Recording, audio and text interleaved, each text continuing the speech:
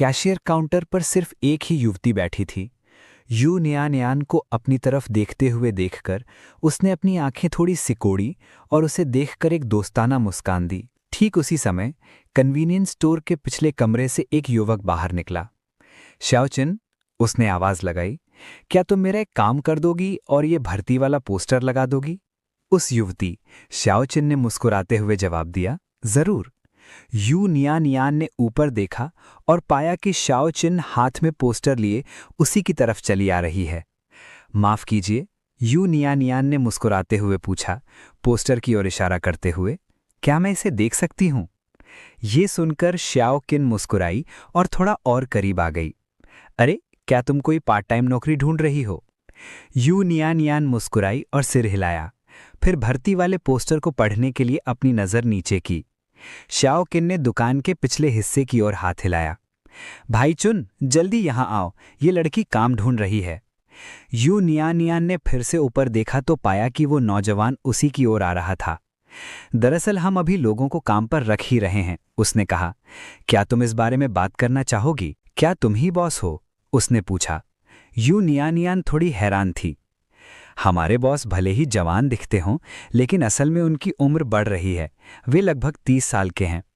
Little किन मुस्कुराया और उससे पूछा, क्या तुम्हें किसी बूढ़े आदमी के मिलने की उम्मीद थी? यू नियान में सिर हिलाया। उस नौजवान के चेहरे पर वही सौम्य भाव बना रहा। थोड़ी शर्मिंदगी के साथ मुस्कुराते हुए उसने खुद ही यू नियान को समझाना शुरू किया। मेरी पार्ट टाइम नौकरियों में घंटे के हिसाब से पैसे मिलते हैं, 15 प्रति घंटा। काम में ज्यादातर कैश संभालना और चीजों को ठीक से रखना शामिल है। हम तुम्हारी शिफ्ट तुम्हारे क्लास के समय के हिसाब से तय करेंगे, इसलिए चिंता करने की कोई जरूरत नहीं है। यू नियान को एहसास हुआ कि शायद उसे लगा था कि वो पास ही के किसी विश्वविद्यालय की छात्रा है। माफ कीजिए, उसने पूछा, क्या आप फुल टाइम नौकरियों के लिए भी भर्ती कर रहे हैं?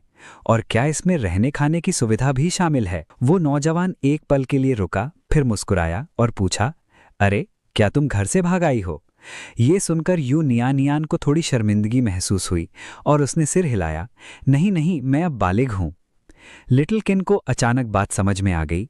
अरे, क्या तुमने अभी अभी अपनी कॉलेज प्रवेश परीक्षाएं खत्म की हैं? परीक्षाओं का जिक्र आते ही यू नियान की आंखों की चमक फीकी पड़ गई। हालांकि उसने ईमानदारी से जवाब दिया, कुछ निजी कारणों से मैं परीक्षाएं नहीं दे पाई, इसलिए मैं पैसे जमा करना चाहती हूं ताकि दोबारा परीक्षा दे सकूं।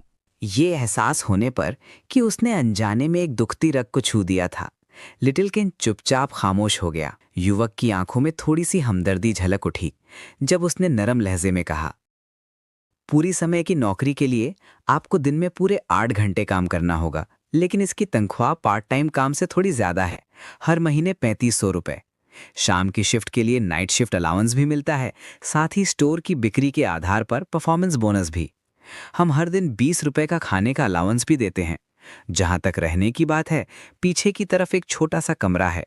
अगर आपको वहां रहने में कोई दिक्कत नहीं है तो आप वहां आराम से रह सकते हैं। यू नियान को यह सुनकर बहुत अच्छा लगा। उसकी आंखें खुशी से चमक उठीं। ये ठीक रहेगा, युवक ने जवाब दिया। कोई खास वजह ना हो तो हमारा स्टोर आमतौर पर दिन रात 24 घंटे खुला रहता है, इसलिए आपको रात की शिफ्ट में भी काम करना पड़ सकता है। क्या आप ये कर पाएंगे? यू नियान ने सिर हिलाया। कोई दिक्कत नहीं होगी, युवक मुस्कुराया। तो फिर आप काम कब से शुरू कर सकते हैं? यू नियान ने अपने घुटनों की तरफ देखा। उसके चेहरे पर फिर से थोड़ी हिचकिचाहट झलकने लगी। 2 दिन पहले मैं गिर गई थी, इसलिए अभी मैं थोड़ा धीरे चल रही हूँ। मैं सच में तुरंत काम शुरू करना चाहती हूँ, लेकिन मुझे डर है कि कहीं मेरी पैर की चोट की वजह से मुझे ये नौकरी गंवानी ना पड़ जाए। युवक के चेहरे पर मुस्कान और गहरी हो गई। आपकी वजह से काम में कोई रुकावट नहीं आएगी। हमें यहाँ बहुत तेजी से काम करने वाले की जरूरत नहीं है। आप आराम से धीरे धीरे काम कर सकते हैं। इसके अलावा क्योंकि आप अभी अभी काम शुरू कर रहे हैं, इसलिए अभी आपको बहुत कुछ सीखना बाकी है। हम अभी आपको अकेली दुकान संभालने के लिए नहीं छोड़ेंगे, इसलिए चिंता करने की जरूरत नहीं है। इन शब्दों ने यू नियान को वो हिम्मत दे दी जिसकी उसे जरूरत थी। तो फिर क्या मैं कल से काम शुरू कर सकती हूँ? आप आज से शुरू कर सकते हैं। कल सुबह 8 बजे कैसा रहेगा? क्या यह समय आपके लिए ठीक रहेगा? यू नियान ने खुशी से सिर हिलाया। मैं पक्का समय पर पहुंचूंगी। युवक ने अपना फोन निकाला। चलो, हम एक दूसरे का कॉन्टैक्ट नंबर ले लेते हैं। अगर कोई दिक्कत आए तो बेझिझक कभी भी मुझसे संपर्क कर लेना। मेरा नाम तांगचुन है। मैं एक शेल्फ के सहारे खड़ा था, हाथों में 2 पानी की बोतलें पकड़े हुए और चेहरे पर झुंझलाहट का भाव लिए। फिर भी मैंने तब तक इंतजार किया जब तक उनकी बातचीत खत्म नहीं हो गई, और उसके बाद ही धीरे धीरे चलकर उनके पास गया। जब यू नियानान ने मेरी आहट सुनी और मेरी तरफ मुड़कर देखा तो उसके चेहरे पर छाई मुस्कान अभी तक फीकी नहीं पड़ी थी। अरे, मुझे नौकरी मिल गई! उसने ये खबर मुझे पूरे उत्साह और खुशी के साथ बताई। नतीजतन मेरे होठों पर जो भी ताने और आलोचना भरे शब्द उमड़ रहे थे, वे सब के सब मैंने वापस अपने अंदर ही दबा लिए। मैंने उसके कंधे पर थपकी दी, मानो मैं उस पर कोई एहसान कर रहा हूं, और उसके लिए अपने होठों पर एक मुस्कान सजा ली। बधाई हो। घर लौटने पर हम दोनों सोफे पर बैठ गए और टीवी देखने लगे। नौकरी मिल जाने के बाद यू नियान को बेहद सुकून महसूस हो रहा था। वो अपने सामने रखे बड़े स्क्रीन वाले टीवी को एकटक निहार रही थी और जो कुछ भी वो देख रही थी उसमें पूरी तरह से खोई हुई थी। सच कहूं तो उसने अपनी जिंदगी में बहुत ज़्यादा फिल्में नहीं देखी थी, यहाँ तक कि वो कभी किसी सिनेमा हॉल के अंदर भी नहीं गई थी। इसलिए जब मैंने रिमोट कंट्रोल हाथ में उठाया और उससे पूछा कि क्या वो कोई फिल्म देखना चाहती है, तो उसने तुरंत ही इसके लिए राज़ी हो गई। मैंने उससे कोई फिल्म चुनने को कहा और उसने 2 साल पहले रिलीज़ हुई एक फिल्म चुनी। मुझे याद आया कि जब ये पहली बार सिनेमाघरों में लगी थी, उस समय जब मैं हाई स्कूल में नया नया आया था, तो मेरे क्लासमेट्स इसे देखकर लौटते थे और बड़े उत्साह से इसकी कहानी पर चर्चा करते थे।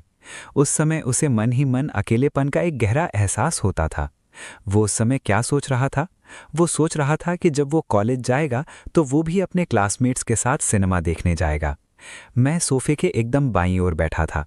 मेरा सिर बेजान सा पीछे की ओर झुका हुआ था। मेरी आंखें टीवी देख रही थीं, लेकिन असल में मेरी नज़र कहीं और ही खोई हुई थी। मैंने अपना सिर झुकाया और मन ही मन खुद को कोसा। मैं पानी खरीदने बाहर गया ही क्यों? अगर मैं सीधे घर चला जाता तो क्या मैं सचमुच प्यास से मर जाता? मैंने अपनी आंख के कोने से अपने बगल में बैठी लड़की पर एक नज़र डाली। मैंने सचमुच सोचा था कि शायद मैं उसे कुछ दिनों तक अपने पास रख पाऊंगा। इस बीच लिविंग रूम में यू नियान को ये जानकर बहुत बुरा लग रहा था कि पिछली रात मैं सोफे पर सोया था, इसलिए उसने कहा और जिद की कि सोफे पर उसे सोना चाहिए। मैंने उसकी बात को पूरी तरह से नज़रअंदाज कर दिया। इसके बजाय मैंने बस उसे अपनी बाहों में उठाया और बेडरूम की ओर ले गया। या तो तुम बिस्तर पर सो या हम दोनों बिस्तर पर सोएंगे, तुम चुन लो। मेरा चेहरा सख्त था, जिस पर बेसब्री साफ झलक रही थी। जैसे ही मैंने अपनी भौहें सिकोड़ी, मेरे अंदर से एक डरावना सा प्रभाव निकलने लगा। डरकर यू नियान तुरंत चुप हो गई। इस बार कमरे से बाहर निकलने से पहले मैं अपने लिए कपड़े बदलना नहीं भूला। मैं अभी बाहर निकलने ही वाला था कि मैं वहीं रुक गया। पीछे मुड़ा और यू नियान की ओर देखा। ये देखकर कि मैं कुछ कहना चाहता हूं, यू नियान चुपचाप मेरे बोलने का इंतजार करने लगी। मैंने अपनी नज़रें हटा लीं और बैल्कनी के बाहर के नज़ारे की ओर देखने लगा। मेरे चेहरे पे कोई भाव नहीं था, लगभग बेजान। अगर कोई भी बात हो तो तुम मुझसे कभी भी संपर्क कर सकती हो। मेरा लहजा अचानक बदल गया था, लगभग एक चुनौती जैसा लग रहा था। फिर भी उसके पीछे की भावना साफ थी। यू नियान ने धीरे से अपनी पलकें झपकाईं और उस बेडरूम के उस दरवाजे को घोरते रहे जो अभी अभी बंद हुआ था। एक सुबह यू नियान बहुत जल्दी ही कन्वीनियंस स्टोर पहुंच गईं। ये देखकर कि कौन आया है, तांगचुन मुस्कुराए और पूछा, तुम इतनी जल्दी यहाँ क्यों आ गईं? यू नियान ने अपना सिर हिलाया। ये जल्दी नहीं है। तांगचुन फिर मुस्कुराए और पूछा, क्या तुम्हारे बॉयफ्रेंड ने तुम्हें यहाँ नहीं छोड़ा? यू नियान एक पल के लिए ठिठक गईं। मेरा कोई बॉयफ्रेंड नहीं है। तांगचुन भी एक पल के लिए हैरान दिखे, फिर माफ़ी मांगते हुए मुस्कुराए। ओह, मुझे माफ़ करना, मैंने तो बस ये मान लिया था कि जो लड़का कल तुम्हारे साथ आया था। क्या वो तुम्हारा बॉयफ्रेंड है? तुम दोनों के बीच काफ़ी अच्छी बनती लगती है। बस एक दोस्त। यू नियान ने इसके आगे कोई सफाई नहीं दी। उन्होंने दुकान के चारों ओर नज़र दौड़ाई। क्या यहाँ सिर्फ तुम ही हो बॉस? तांगचुन ने अपनी उंगलियों से अपना चश्मा ऊपर किया। अभी हमारे यहाँ स्टाफ की कमी है, इसलिए मैं ही काम संभाल रहा हूँ। फिर उन्होंने सच्ची चिंता के साथ पूछा, तुम्हारे पैर की चोट अब कैसी है? काफ़ी बेहतर, यू नियान ने जवाब दिया। और सच में ऐसा ही था। पैर के तलवे में थोड़ी बहुत तकलीफ के अलावा, जिससे चलने में अभी भी दिक्कत होती थी, घुटने का दर्द पूरी तरह से चला गया था। वो उस सुबह जल्दी उठ गई थी। ये सोचकर कि मैं अभी भी सो रहा होऊंगा, उसका इरादा मुझे परेशान करने का नहीं था, और उसने चुपचाप अकेले ही निकल जाने का प्लान बनाया था। हालांकि जब वो सीढ़ियों से नीचे आईं तो उन्होंने देखा कि मैं पहले से ही जागा हुआ था। मैंने नाश्ता भी मंगवा लिया था और डाइनिंग टेबल पर बैठकर उनका इंतजार कर रहा था। हमने शांति से अपना नाश्ता किया। जब मैंने उन्हें उनकी मंजिल तक छोड़ने की पेशकश की तो यूनिया नान ने मना कर दिया। उन्होंने पूरी ईमानदारी से मुझे धन्यवाद दिया, अलविदा कहा और फिर मुड़कर चली गईं। ठीक उसी समय जब हम बात कर रहे थे, श्याओकिन बाहर से अंदर आईं। वो अपनी आंखें मल रही थीं और ऐसा लग रहा था जैसे वो अभी पूरी तरह से जागी नहीं है। तांगचुन ने उनकी तरफ देखा। बिल्कुल सही समय पर आईं। जरा एक पल के लिए दुकान पर नजर रखना, मैं नियानान को ले जा रहा हूं। चलो पीछे चलकर रहने की जगह देख लेते हैं, मेरे पीछे आओ। कन्वीनियंस स्टोर के बिल्कुल पीछे की तरफ रास्ता दिखाते हुए तांगचुन ने समझाया, बाथरूम थोड़ा छोटा है लेकिन उसमें वाटर हीटर लगा है, इसलिए तुम नहा सकती हो। यूनिया नान ने अंदर झांकी। जगह सचमुच छोटी थी लेकिन काफी साफ सुथरी थी। तांगचुन के पीछे पीछे और आगे बढ़ते हुए उन्होंने एक और दरवाज़ा खोला जिससे एक छोटा सा कमरा दिखाई दिया। शायद ये पहले सामान रखने की कोठरी रही होगी जिसे बाद में कमरे में बदल दिया गया था। तांगचुन ने थोड़ी झिझक के साथ कहा, जब मैंने कॉलेज से अभी अभी ग्रेजुएशन किया था और अपना खुद का बिजनेस शुरू किया था, तब मेरे पास कहीं और अपार्टमेंट किराए पर लेने के पैसे नहीं थे, इसलिए मैंने स्टोर के सामान रखने के कमरे को ही रहने की जगह में बदल दिया था। हालांकि ये छोटा है लेकिन इसमें ज़रूरत का सारा सामान मौजूद है।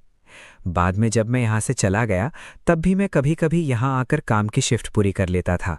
अगर मैं बहुत ज़्यादा थक जाता था तो कभी कभी थोड़ी देर के लिए यहीं सो जाता था। यहाँ एक एक्स्ट्रा कंबल और तकिया भी रखा है। अगर तुम्हें उन्हें इस्तेमाल करने में कोई दिक्कत ना हो तो बेझिझक इस्तेमाल कर सकती हो। दिक्कत? यूनियानान को दिक्कत क्यों होगी? उसके पास खुद नए कंबल तकिए खरीदने के पैसे तो थे नहीं। इन्हें उधार मिल जाना तो बहुत ही बढ़िया बात है। तभी यूनियानान ने सचमुच गौर किया कि वो छोटा सा कमरा कितना बेदाग साफ था। तांगचुन जरूर इसे नियमित रूप से साफ करता रहा होगा। कमरे के एक कोने में यूनियानान को एक राइस कुकर और एक छोटा सा इलेक्ट्रिक पॉट दिखाई दिया।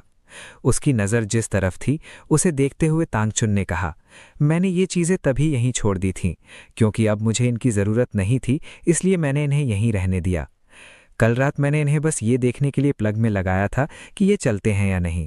बत्तियां तो जल रही थीं, हालांकि मुझे पक्का नहीं पता कि ये असल में काम भी करते हैं या नहीं।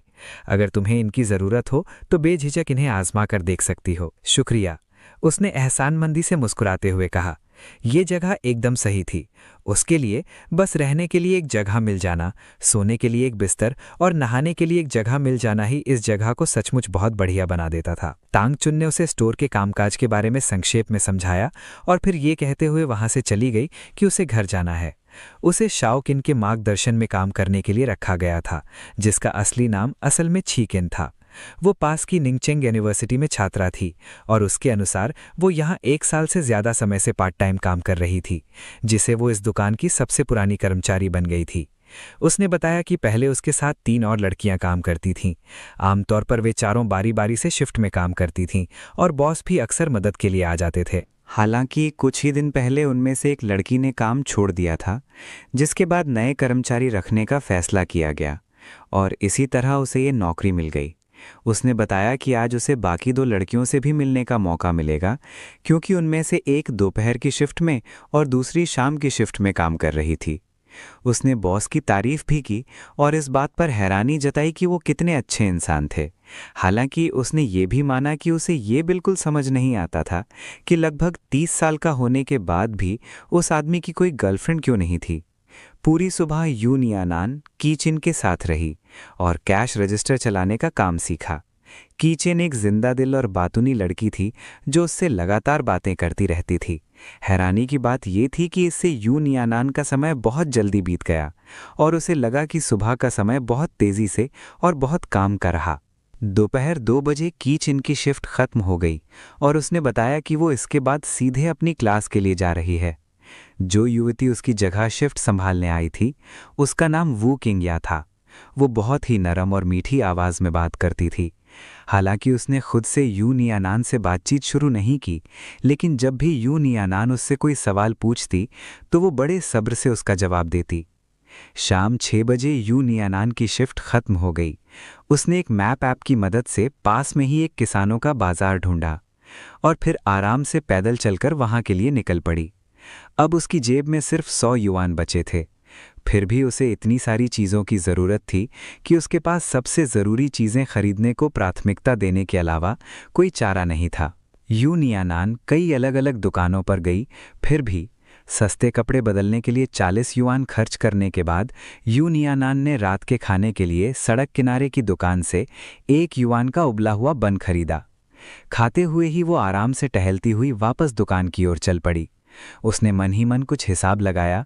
उसके पास अभी 60 युआन बचे थे।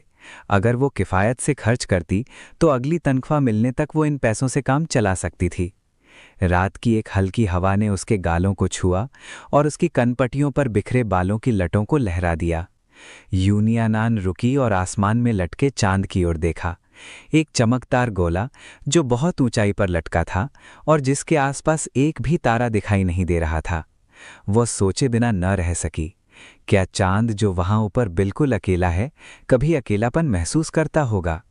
जब यू नियानान वापस सुविधा स्टोर में पहुंची तो वू किंगिया अब वहां नहीं थी। चेकआउट काउंटर के पीछे एक दूसरी युवती खड़ी थी। उसके बाल घुंघराले थे और उसने बहुत ही सुंदर मेकअप किया हुआ था। यू नियानान को देखते ही उसने मान लिया कि वह कोई ग्राहक है। जब उसने देखा कि यू नियानान उसे ही देख रही है तो वह मुस्कुरा दी। यू नियानान ने भी पलटकर मुस्कुराया और खुद ही अपना परिचय देने की पहल की। नमस्ते, मैं यू नियानान हूँ। मैंने अभी अभी यहाँ काम शुरू किया है। आप ज़रूर आंट आन होंगी, है ना? आंट आन ने उसे सिर से पांव तक बड़े ही बारीकी से परखा। उसने दूसरों से सुना था कि स्टाफ में एक बेहद खूबसूरत लड़की शामिल हुई है, लेकिन उस समय उसने इस बात पर ज़्यादा ध्यान नहीं दिया था, क्योंकि आखिर कीकी तो हर किसी को ही खूबसूरत कहती थी। जब उसने असल में यू नियानान को अपनी आंखों से देखा, तब उसे एहसास हुआ कि बेहद खूबसूरत बताने में उन्होंने ज़रा भी बढ़ा चढ़ाकर बात नहीं कही थी। आंट आन के दिल में ईर्ष्या की एक हल्की सी टीस उठी, फिर भी उसके चेहरे पर छाई मुस्कान में ज़रा भी कमी नहीं आई। हाँ, मैं आंट आन हूँ, तुमसे मिलकर अच्छा लगा। इसी बीच सिचुआन रेस्टोरेंट की दूसरी मंजिल पर खिड़की के पास बैठा निंग ही जो ने अभी खाने के 2-4 निवाले ही लिए थे कि उसे लगा जैसे उसकी जबान में आग लग गई हो। खाना बेहद तीखा था, तीखेपन और नमकीनपन का एक ऐसा मिश्रण जो जबान में जलन पैदा कर दे। उसने जल्दी से थोड़ा ठंडा पानी पिया और फिर बिना शिकायत किए नहीं रह पाया। भाई बेई, तुम्हें यहाँ खाने का ख्याल कैसे आया? हम तो आमतौर पर इतनी दूर इस इलाके में कभी नहीं आते। मैंने खिड़की से अपनी नज़र हटाई और उबले हुए मसालेदार पोर्क के टुकड़ों का एक और निवाला अपने मुंह में डाल लिया। सच में, मुझे तो इसका स्वाद बहुत बढ़िया लग रहा है। मसाले एकदम सही हैं। कुछ शक भरी नज़रों से देखते हुए निंग यी जोऊ ने भी मेरी नकल की और पोर्क का टुकड़ा चखा। कुछ बार चबाने के बाद उसे एहसास हुआ कि उसने बहुत बड़ी गलती कर दी है। भाई, क्या तुम्हारी जबान का स्वाद चला गया है? उसने घबराकर जल्दी जल्दी 2 और घूंट ठंडे पानी के पिए, तब जाकर उसकी जबान को कुछ राहत मिली। ऊपर नज़र उठाकर उसने देखा कि मैंने अपनी नज़र फिर से खिड़की की तरफ घुमा ली है, इसलिए उसने भी उत्सुकता से मेरी नज़र का पीछा किया। हालांकि सड़क पर आते जाते लोगों की भीड़ के अलावा वहां देखने लायक कुछ भी नहीं था। सड़क के उस पर कोई सुंदर नज़ारा नहीं था, बस एक आम सी दुकान थी। निंगी जो ने अपने तेज दिमाग का इस्तेमाल किया और ध्यान से सोचने के बाद गंभीरता से पूछा, भाई, क्या हाल ही में किसी ने तुम्हें गुस्सा दिलाया है? क्या तुम यहाँ किसी पर नज़र रख रहे हो? मैंने सीधे सीधे अपनी आंखें घुमाकर उसे जवाब दिया। अच्छा, लगता है मैं गलत था। निंगी जो ने इस पहेली को सुलझाने की कोशिश छोड़ देने का फैसला किया।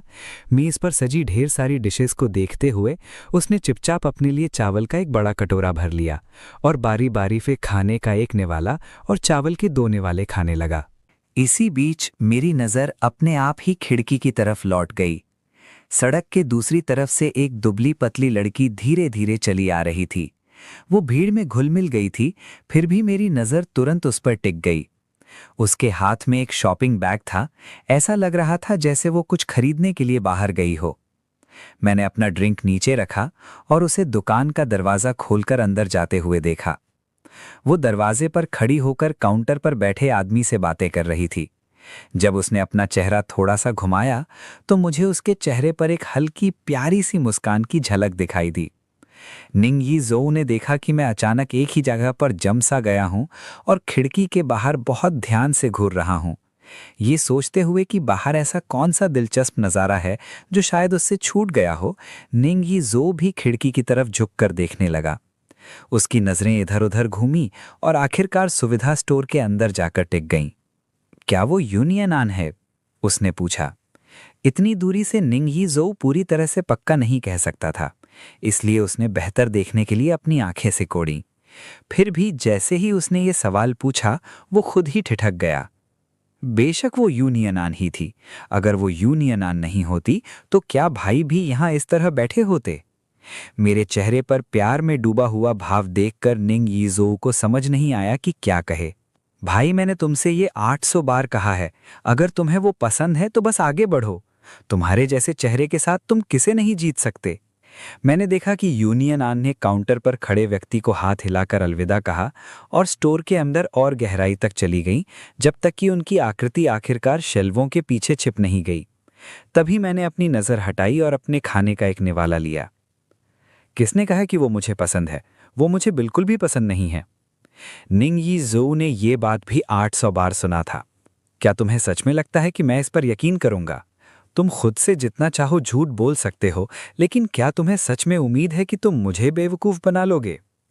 असल में निंग यी ज़ोऊ ने शुरू में मेरा यकीन किया था, लेकिन इतनी बार सुनने के बाद उसे अब यकीन करना नामुमकिन लगने लगा था। खासकर इसलिए क्योंकि स्कूल में जिस पल यूनियन आन नजर आती थी, मेरी आंखें तो बस ये बिल्कुल वैसा ही था जैसा उसने पहना हुआ था। वो उसे खोल भी नहीं पा रहा था। उसने एक आह भरी, मेरे लिए अपने दिल में एक अजीब सी सहानुभूति महसूस की और खुद को कुछ सलाह देने से नहीं रोक पाया। बस इसे जाने दो भाई, तुम अगले महीने की 10 तारीख को देश छोड़कर जा रहे हो।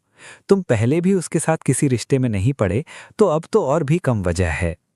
उसे लगा था कि वो मेरी बात पर बिल्कुल भी ध्यान नहीं देगा, लेकिन काफी देर बाद उसने दूसरी तरफ से एक धीमी सी की आवाज सुनी।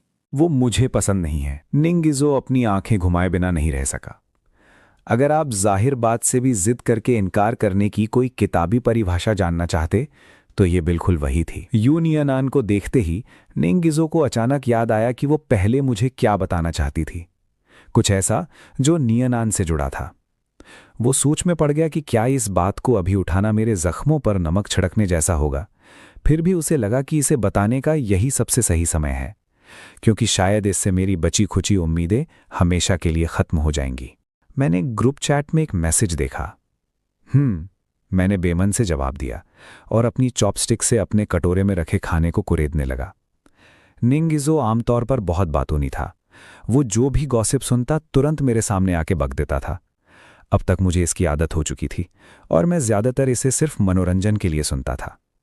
निंग यी ज़ोऊ ने पानी का एक घूंट लिया और फिर आखिरकार बोला, आज यूनियन आन की क्लास टीचर उसके घर गई थी और अंदाजा लगाओ क्या हुआ।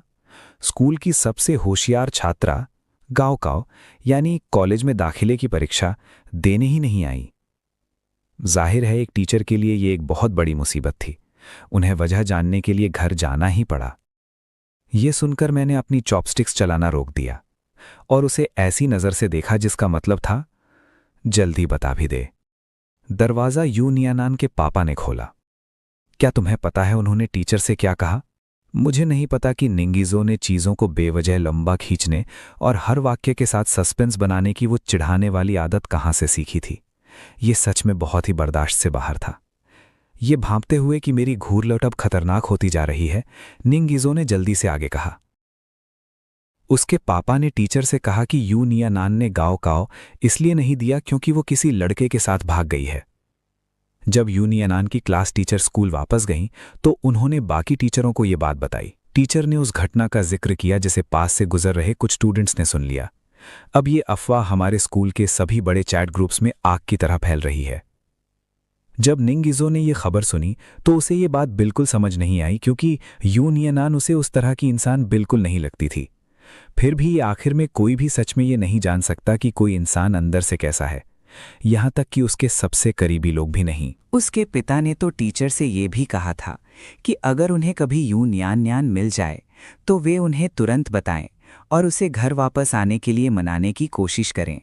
निंग युजो ने नापसंदगी में अपनी जबान से छह की आवाज़ निकाली। फिर भी वो एक सलाह दिए बिना नहीं रह सका। भाई, अगर सच कहूं तो तुम यू नियान को सच में नहीं जानते। हो सकता है कि वो सच में बस एक घमंडी खाली दिमाग वाली औरत हो। वो रोज़मर्रा की ज़िंदगी में इतनी चुपचाप रहती है कि तुम अंदाज़ा भी नहीं लगा सकते। जैसे ही उसने अपनी बात ख़त्म की, उसने देखा कि मैं उसे गुस्से से जानलेवा नज़रों से घूर रहा हूं। उसे कोई शक नहीं था कि अगर वो किसी तरह से मेरा भाई न होता तो मैं अब तक उस पर टूट पड़ता और उसे पीट पीट कर अधमरा कर देता।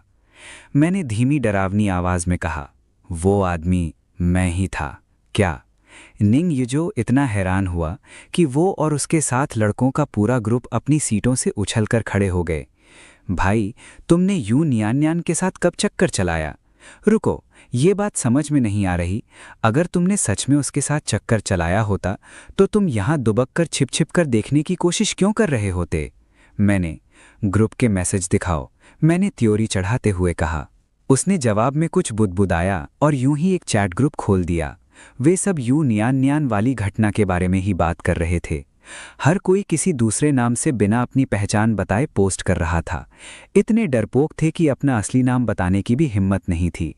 मैंने अपना सिर झुकाया और मैसेज नीचे की ओर स्क्रॉल करके पढ़ने लगा। मेरा चेहरा और भी ज़्यादा गंभीर होता गया। उसके ग्रेड अच्छे हैं और वो सुंदर भी है। सच में उसे ये सब करने की कोई ज़रूरत नहीं थी। बिल्कुल सही, ये ठीक इसलिए सुंदर है तभी वो किसी शुगर डैडी को फंसा सकती है। मुझे हमेशा लगता था कि वो बस स्कूल में मासूम होने का नाटक करती है, और सच में मैं सही था। हाँ, वो होशियार है, लेकिन उसने बस तय कर लिया कि अब वो और मेहनत नहीं करना चाहती। मैंने सुना है कि उसका परिवार बहुत ज़्यादा गरीब है। कोई हैरानी की बात नहीं, उसके स्टैंडर्ड इतने नीचे हैं। हाँ हाँ हाँ, उन सभी लड़कों के लिए जिन्हें अपने दिल की बात कहने के बाद ठुकरा दिया गया। इतना कड़वा महसूस करने की ज़रूरत नहीं है।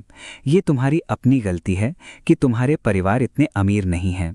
वो बस तुम्हें नीचा दिखाती है। मैंने अपनी मुट्ठियां कसकर भींच लीं। निंग युजो, उसने जल्दी से अपना फ़ोन वापस छीन लिया, इस डर से कि अगर वो एक सेकंड भी और रुका तो फ़ोन मेरे हाथों में पूरी तरह टूट जाएगा। आखिर ये एकदम नया मॉडल था जिसे उसने अभी अभी खरीदा था। जब उसने अपना फ़ोन वापस ले लिया तो उसे एहसास हुआ कि स्थिति शायद वैसी नहीं थी जैसी सबने सोची थी। उसने सावधानी से पूछा, भाई क्या चल रहा है?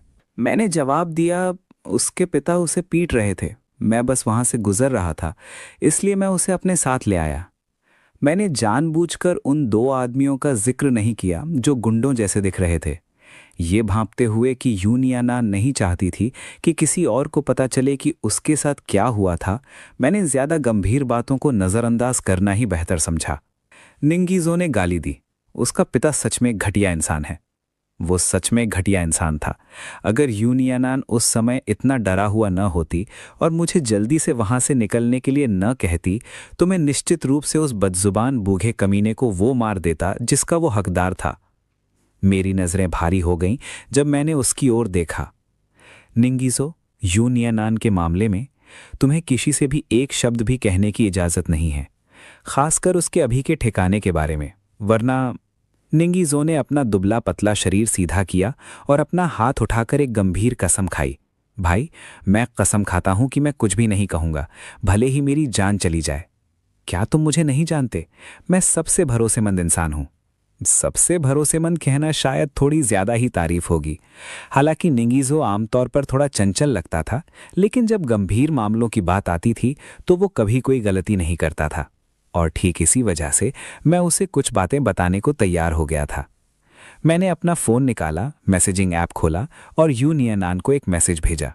स्कूल वापस मत जाना, वहां के लोगों को पता चल गया है कि तुम्हारे पिता तुम्हें ढूंढ रहे हैं। थोड़ी देर बाद यूनियानान का जवाब आया, समझ गई, बताने के लिए धन्यवाद। गर्मी की वो सुबह काफ़ी चमकदार और ताजगी भरी थी। बाहर घने पत्तों के बीच से छन कर आती सुनहरी धूप सुविधा स्टोर के अंदर तक पहुंच रही थी और फर्श पर सुनहरे धब्बों की तरह फैल गई थी। काउंटर के पीछे यूनियानान अपनी भारी पड़ती पलकों को मल रही थी। एक हफ्ते तक अपने सहकर्मियों के साथ काम सीखने के बाद अब वो आखिरकार अकेले स्टोर संभालने के लिए तैयार थी। पूरी रात जागकर काम करने के बावजूद यू नियानान को ज्यादा नींद नहीं आ रही थी। फिर भी उसका मन इतना विरक्त महसूस हो रहा था मानो उसकी आत्मा शरीर से निकलकर कहीं दूर हवा में तैरने लगी हो। उसने जैसे ही ऊपर देखा, टांगचुन और वू किंग्या दरवाजा खोलकर एक के बाद एक अंदर आए। टांगचुन, जैसा कि वो हर कुछ दिनों में करता था, बस यूं ही मिलने चला आया था। टांगचुन के चेहरे पर हमेशा की तरह वही सौम्य मुस्कान थी, जिससे ऐसी गर्माहट महसूस हो रही थी जैसे बाहर की हवा ताजगी भरी हो। वो किंग्या चुपचाप उसके पीछे पीछे चल रही थी। उसके चेहरे पर कोई खास भाव नहीं थे। हालांकि यू नियानान को देखते ही उसके होठों के कोनों पर हल्की सी हलचल हुई, एक ऐसी मुस्कान जो कुछ हद तक बनावटी और जबरदस्ती की लग रही थी। वो किंग्या के साथ कुछ समय तक काम करने के बाद यू नियानान को ये एहसास हो गया था कि वो सोशल एंग्जाइटी यानी लोगों से घुलने मिलने में घबराहट से जूझ रही है। शायद दूसरों से बातचीत की शुरुआत करना उसके लिए काफ़ी असहज होता था। चूंकि यू नियानान खुद भी लोगों से घुलने मिलने में बहुत माहिर नहीं थी, इसलिए वो वू किंग्या की इस मुश्किल को पूरी तरह से समझ सकती थी। टांगचुन ने यू नियानान की ओर देखा और धीरे से मुस्कुराया। तुमने पूरी रात बहुत मेहनत की है, अब जाओ और थोड़ा आराम कर लो। यू नियानान काउंटर के पीछे से बाहर निकली। 1 मिनट रुको, वू किंग्या अचानक चौंक गई। मैं तुम्हारी मदद कर देती हूं। टांगचुन ने मना नहीं किया। उसने अपनी हमेशा वाली प्यारी मुस्कान बनाए रखी। वे दोनों सुविधा स्टोर में खिड़की की तरफ वाली सीटों पर बैठे थे और डिलीवरी ट्रक के आने का इंतजार कर रहे थे। यू नियानान ने अपना फोन मेज पर रखा और शब्दकोश याद करने वाला एक ऐप खोला। टांगचुन ने उसे आवाज दी, फिर पूछा, मेरी भतीजी ने इसी साल अपने कॉलेज के एंट्रेंस एग्जाम्स खत्म किए हैं और ढेर सारी किताबें छोड़ गई है जिन्हें वो फेंकने वाला था। अगर तुम दोबारा एग्जाम देने की सोच रही हो तो क्या तुम्हें पढ़ने के लिए कोई मटेरियल चाहिए? मैं देख सकता हूं कि हमारे पास तुम्हारी ज़रूरत की चीज़ें हैं या नहीं। यू नियानान को सच में उनकी ज़रूरत थी। उसकी सारी किताबें उसके घर पर थीं, एक ऐसी जगह जहां वो वापस जाने की हिम्मत नहीं कर सकती थी। हाल ही में वो इंटरनेट पर बस प्रैक्टिस के लिए सवाल ढूंढ रही थी। ये ऑफर उसे भगवान का भेजा हुआ तोहफा लगा। मदद ठीक उसी समय मिली जब उसे इसकी सबसे ज़्यादा ज़रूरत थी। सच में? क्या ये ठीक रहेगा? टांगचुन ने जवाब दिया। जब भी स्टोर में कोई ग्राहक ना हो, तुम बेझिझक पढ़ सकती हो। हमारे यहाँ बहुत ज़्यादा सख्त नियम नहीं है। यू नियानान ने टांगचुन को एक शुक्रगुजार मुस्कान दी। बहुत बहुत शुक्रिया, सच में। टांगचुन की मुस्कान और भी ज़्यादा प्यारी हो गई। कोई बात नहीं। डिलीवरी ट्रक ठीक सुविधा स्टोर के सामने आकर रुका। टांगचुन ने अपनी शर्ट की आस्तीनें ऊपर चढ़ाईं, जिससे उसकी पतली सुडौल बाहें दिखाई देने लगीं। यू नियानान और वू किंग्या ने भी हाथ बटाया और कुछ हल्के बक्से उठाने में मदद की। जब वे दोनों स्टोर रूम में गए तो वू किंग्या ने अचानक उससे बात करते हुए पूछा, यहां रहना कैसा लग रहा है? यू नियानान को थोड़ी हैरानी हुई कि वू किंग्या ने उससे बातचीत करने की पहल की। वो मुस्कुराई और जवाब दिया, सच कहूं तो ये काफी अच्छा है। हमारे बॉस बहुत अच्छे इंसान हैं। वो किंग्या ने अपने हाथ में पकड़ा छोटा बक्सा नीचे रखा, यू नियानान की ओर देखी और एक पल के लिए हिचकिचाई। फिर उसने बाहर टांगचुन की तरफ देखा, जो अभी भी दरवाजे पर सामान उतार रहा था, और फिर आखिरकार बोली, तुम्हारे परिवार के साथ चाहे किसी भी तरह का झगड़ा हुआ हो, तुम्हें जितनी जल्दी हो सके घर वापस चले जाना चाहिए। तुम्हें सच में घर चले जाना चाहिए। एक अकेली जवान लड़की के तौर पर लंबे समय तक इस तरह बाहर रहना बिल्कुल भी सुरक्षित नहीं है। सुविधा स्टोर के अंदर यू नियानान ने वू किंग्या की आवाज़ में सच्ची चिंता महसूस की और उसके दिल में गर्माहट सी दौड़ गई। वो जानती थी कि बाकी सब ने यही मान लिया था कि वो परिवार से झगड़ा होने के बाद घर से भाग आई है। इसी सोच के चलते उन्होंने उससे कोई सवाल नहीं पूछा था। यू नियानान का भी कुछ समझाने का कोई इरादा नहीं था। धन्यवाद, उसने जवाब दिया। मैं सावधान रहूंगी। वू किंग्या ने अपने होठ खोले। ऐसा लग रहा था जैसे वो उसे कुछ और सलाह देना चाहती हो। तुम दोनों किस बारे में बातें कर रही हो? अचानक उनके पीछे से कोमल मधुर आवाज आई। टांगचुन एक बक्सा लिए हुए अंदर आया। उसका सवाल ऐसा लग रहा था जैसे उसने बस यूं ही पूछ लिया हो। यू नियानान ने देखा कि वो किंग्या ने तुरंत अपने होठ बंद कर लिए और उसकी नजरें नीचे झुक गई। वो किंग्या वैसे भी स्वभाव से शांत लड़की थी, लेकिन जब वो पुरुषों से बात करती थी तो और भी ज्यादा संकोची हो जाती थी। यू नियानान ने कुछ शर्माते हुए जवाब दिया, हम काम में ढिलाई नहीं कर रहे थे। उसने ठीक वैसा ही हाव भाव अपनाया जैसा कोई कर्मचारी अपने बॉस के सामने काम से जी चुराते हुए दिखाता है। यू नियानान आमतौर पर शांत और आज्ञाकारी स्वभाव की लगती थी। इस तरह मजाक करना उसके स्वभाव के विपरीत था। तांगचुन एक पल के लिए रुका, फिर हल्के से हंस पड़ा। अगर तुम काम में ढिलाई कर भी रही थी तो भी कोई बात नहीं। मैंने तुम लड़कियों से पहले ही कहा था कि तुम्हें मेरी मदद करने की कोई जरूरत नहीं है। यू नियानान ने उसे देखकर एक शर्माती हुई मुस्कान दी, फिर वू किंग्या का हाथ पकड़कर उसे बाहर ले गई। एक सुबह 10 बजे घंटी की हल्की सी आवाज के साथ सुविधा स्टोर का दरवाजा खुला।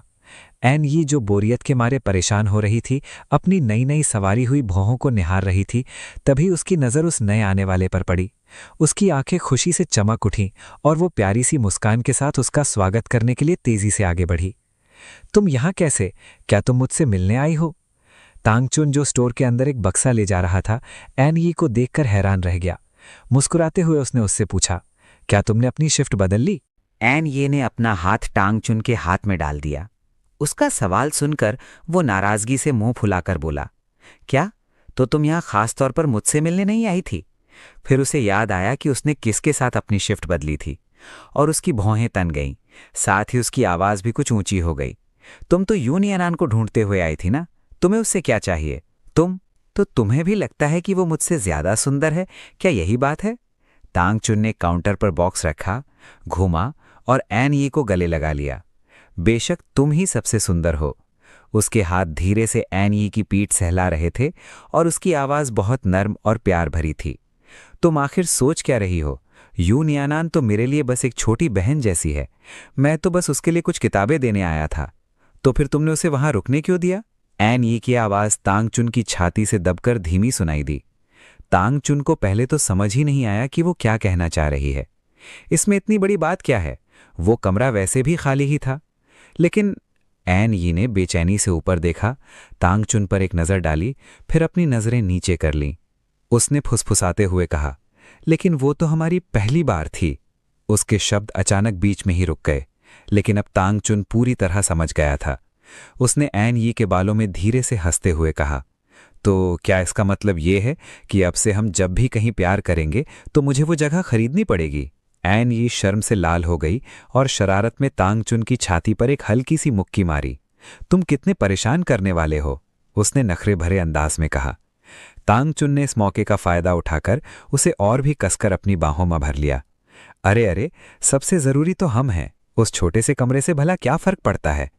तांगचुन के प्यार भरे समझाने से एन यी की नाराजगी काफी हद तक दूर हो गई थी। उसने धीमी और दबी हुई आवाज में पूछा, तुमने उसे कौन सी किताबें दी? तांगचुन ने समझाया, वो अपने कॉलेज के एंट्रेंस एग्जाम फिर से देने की सोच रही है, याद है ना? इत्तेफाक से मेरी भतीजी ने हाल ही में अपने एग्जाम खत्म किए हैं और उसके पास ढेर सारी टेक्स्ट बुक्स पड़ी थी जिन्हें वो फेंकने वाली थी। क्योंकि यू नियानान को उन किताबों की जरूरत थी, इसलिए मैं बस उन्हें उसके पास ले आया। एन यी ने धीरे से बिना कोई पक्का जवाब दिए हम कहा और तांगचुन की बाहों में और गहराई से सिमट गई। तो फिर मैं खुद जाकर उन्हें उसे दे आती हूं। जरूर जाओ, लेकिन तुम्हें लगता है कि तुम उन्हें उठा पाओगी? मैं उन्हें क्यों नहीं उठा पाऊंगी? एन ई ने पलटकर कहा। अगर तुम्हें जरा सी भी चोट या खरोच आ गई तो मेरा दिल तुम्हारे लिए दुख से भर जाएगा। एन ई ने अपनी ही कलाई को रगड़ा और धीरे से एक नाजुक सी आवाज निकाली, जो एक तरह से चुपचाप अपनी कमजोरी मान लेना था। तो फिर मैं तुम्हारे साथ चलता हूं। पास आते कदमों की आहट सुनकर यू नियानान ने दरवाजे का वो हैंडल छोड़ दिया जिसे वो पकड़े हुए थी और अपने कमरे में वापस चली गई। थोड़ी ही देर में दरवाजे पर दस्तक हुई। टैंगचुन और एन ई दरवाजे पर एक दूसरे से लगभग आधा मीटर की दूरी पर खड़े थे। एन ई ने पहले बात शुरू की। उसकी आवाज में बहुत ज्यादा उत्साह झलक रहा था। नियानान, बॉस टैंग तुम्हारे लिए कुछ किताबें लेकर आए हैं। टैंगचुन ने वो किताबों का बड़ा बक्सा दरवाजे के ठीक अंदर जमीन पर रख दिया। तुमने कहा था कि तुम्हें टेक्स्ट बुक चाहिए। मैं साथ में कुछ और पढ़ने का सामान और अभ्यास के लिए कुछ एक्सरसाइज भी लाई हूं।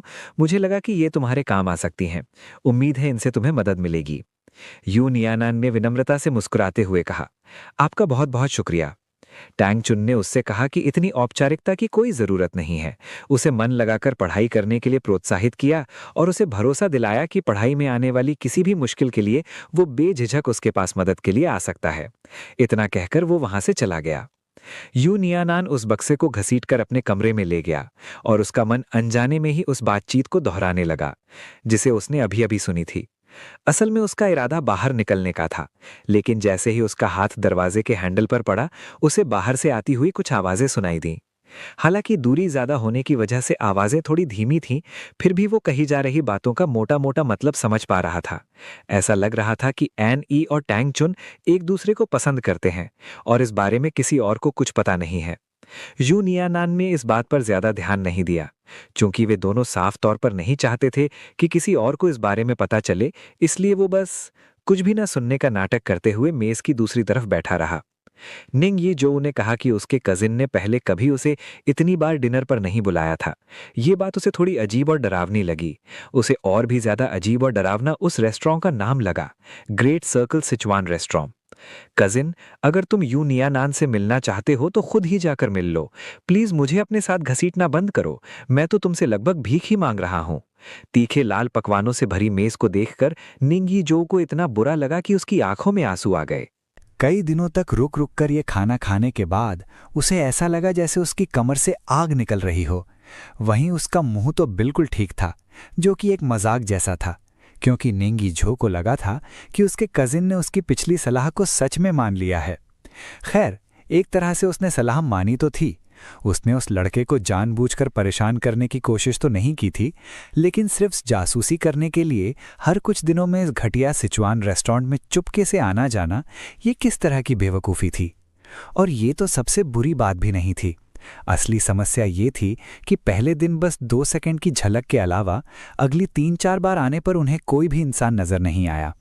इस वजह से नेंगी झो को लगा कि वो कितना बड़ा बेवकूफ़ है जिसने पिछले कुछ दिनों में इतना तीखा खाना खाकर खुद को इतनी तकलीफ दी। उसका मुंह सूज गया था और उसमें जलन हो रही थी। उसे रोने का मन कर रहा था, लेकिन अब उसकी आंखों में आंसू ही नहीं बचे थे।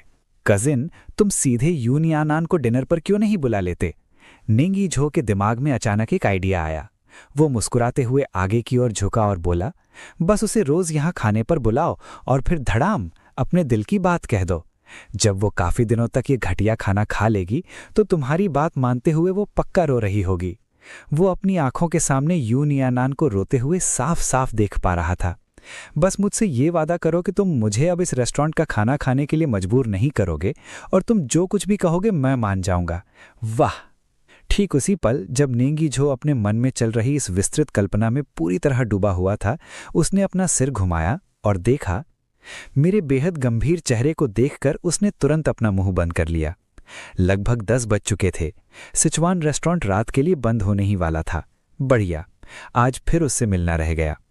नेंगी झो को ऐसा लगा जैसे वो इस रेस्टोरेंट का खाना अब एक निवाला भी और नहीं खा सकता।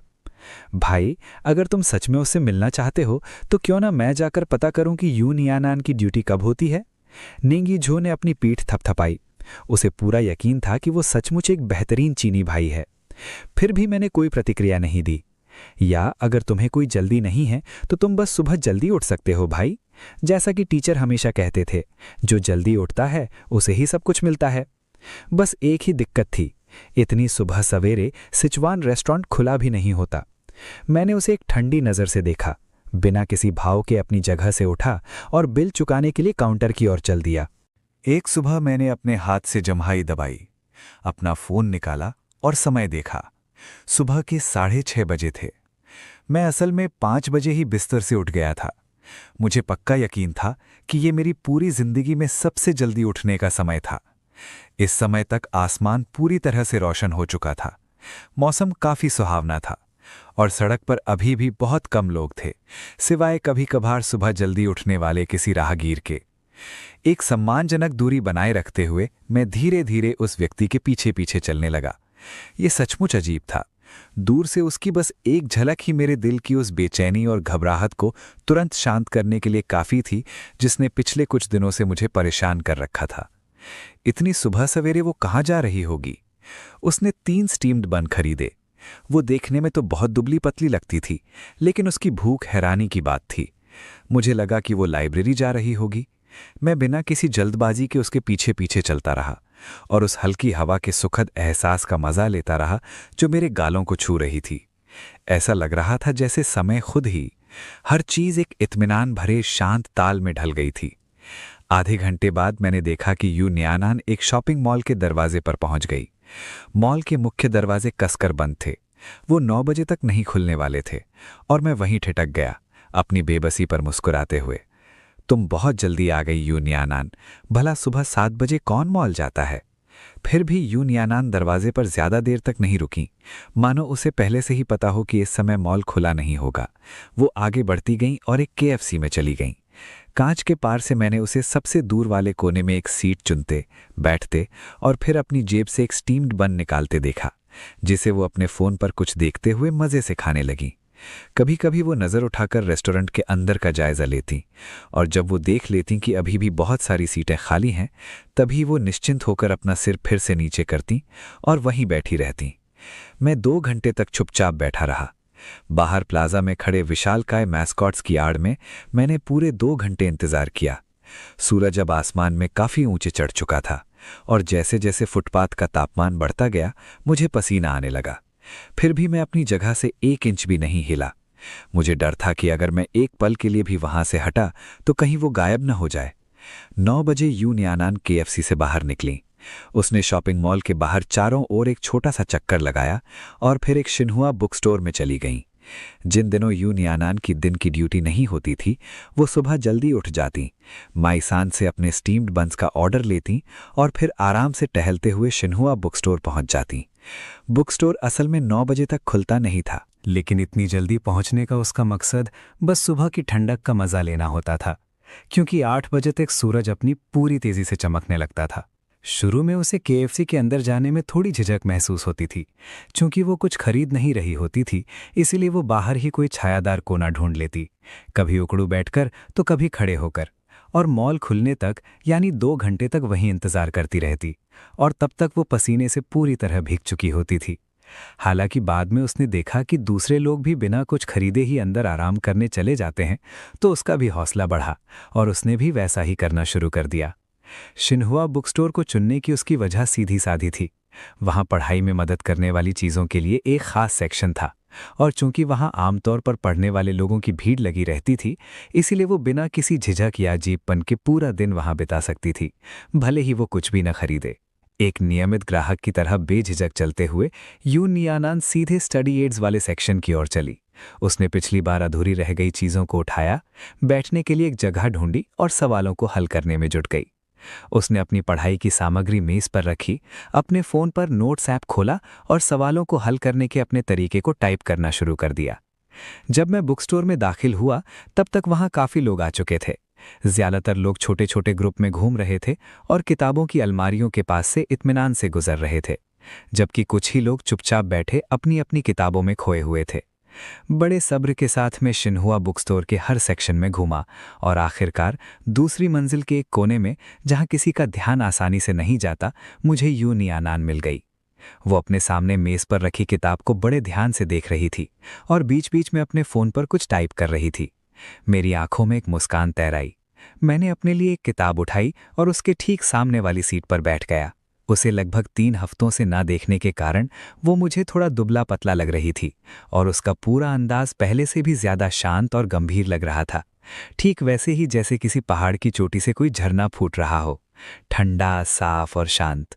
उसके व्यक्तित्व में एक ऐसा आकर्षण था कि कोई भी सहज रूप से उसके करीब जाना चाहता था, लेकिन साथ ही उस पल की शांति को भंग करने से भी डरता था। हालांकि कुछ लोग ऐसे भी होते हैं जिनमें ऐसी संवेदनशीलता की कमी होती है। मैं अपनी कुर्सी पर आराम से पीछे की ओर झुका हुआ था, लेकिन अचानक एक झटके के साथ मैं सीधा होकर बैठ गया। मेरी आंखें सिकुड़कर एक तेज और तीखी नजर में बदल गईं। मैंने देखा कि एक नौजवान, जिसकी शक्ल सूरत को यकीनन खूबसूरत कहा जा सकता था, पूरे आत्मविश्वास के साथ आगे बढ़ा। उसने अपना फोन ऊपर उठाया और पूछा, माफ करना, क्या मैं तुम्हारा पावर बैंक उधार ले सकता हूं? मेरे फोन की बैटरी खत्म हो गई है। यूनियानान ने ऊपर देखा। माफ करना, उसने जवाब दिया, मेरे पास पावर बैंक नहीं है। इतना कहते ही उसने तुरंत अपना सर नीचे कर लिया और अपनी किताब के सवालों को हल करने में फिर से जुट गई। वो नौजवान मुस्कुराया और बिना किसी हिचकिचाहट के उसने यूनियानान की ठीक सामने वाली कुर्सी खींची और बैठ गया। क्या मैं पूछ सकता हूं कि आप कौन सी किताब पढ़ रहे हैं? आप उसमें बहुत ज्यादा डूबे हुए लग रहे हैं। क्या आप मुझे भी वो किताब पढ़ने के लिए सुझाएंगे? यूनियानान ने उसकी तरफ जिज्ञासा भरी नजर से देखा। जियांग शो ने अपनी किताब खोली, जिससे उसका कवर दिख गया, स्टैक्ड वेरिएबल फिजिक्स की उन्नत समस्याएं। उस नौजवान ने उस पर एक नज़र डाली, फिर भी उसने हार नहीं मानी थी। क्या अगले साल आपकी कॉलेज प्रवेश परीक्षा है? आप मेरा वीचाट जोड़ सकते हैं। अगर आपको कोई ऐसी समस्या आती है जो आपको समझ ना आए तो बेझिझक मुझसे पूछ सकते हैं। जैसे ही वो बोल रहा था, उस नौजवान ने अपना क्यूआर कोड दिखाया। अचानक अपनी गर्दन के पीछे ठंडक महसूस करते हुए उसने पीछे मुड़कर देखा। जब उसे कुछ भी असामान्य नहीं दिखा तो वो मुस्कुराते हुए वापस यू नियानान की तरफ मुड़ गया। मैं तुरंत खड़ा हो गया, लगभग उसकी तरफ दौड़ते हुए, लेकिन फिर मैं वापस बैठ गया। उसे मत जोड़ना, उसके इरादे ठीक नहीं हैं यू नियानान। यू नियानान ने क्यूआर कोड पर एक नज़र डाली और तुरंत उस नौजवान के इरादे भांप लिए। फिर भी उसने कोई प्रतिक्रिया नहीं दी। न तो वो शर्माई हुई या घबराई हुई दिख रही थी। इसके बजाय उसने बस अपने बैग में हाथ डाली और अपनी पाठ्य पुस्तक में कुछ ढूंढने लगी। वो एक खास पन्ने पर रुकी और सबसे नीचे दी गई एक समस्या की तरफ इशारा किया। इसे कैसे हल करते हैं? उस नौजवान को उम्मीद नहीं थी कि वो उसी समय कोई सवाल पूछ लेगी। उसे स्नातक हुए 2 साल हो चुके थे और वो संबंधित सभी अवधारणाएं बहुत पहले ही भूल चुका था। उसने समस्या पर एक सरसरी नज़र डाली। विषय फिर से फिजिक्स था, लेकिन लड़कों की अपनी शान होती है। ऐसा हो ही नहीं सकता था कि वो मान ले कि उसे जवाब नहीं पता, खासकर किसी लड़की के सामने, और वो भी इतनी खूबसूरत लड़की के सामने। इसलिए दांत भींचते हुए उसने सवाल हल करने की कोशिश शुरू कर दी। एसी पूरी रफ्तार से चल रहा था, फिर भी उसे पसीना आने लगा था। मैंने अपनी आंखें सिकोड़ लीं, कमरे के दूसरी तरफ से उसकी हर हरकत पर नज़र रखी और सिर्फ उसके होठों की हलचल देखकर ये समझने की कोशिश की कि वो क्या कह रहा है। तो उसने कहा क्या था? वो लड़का अभी तक गया क्यों नहीं था?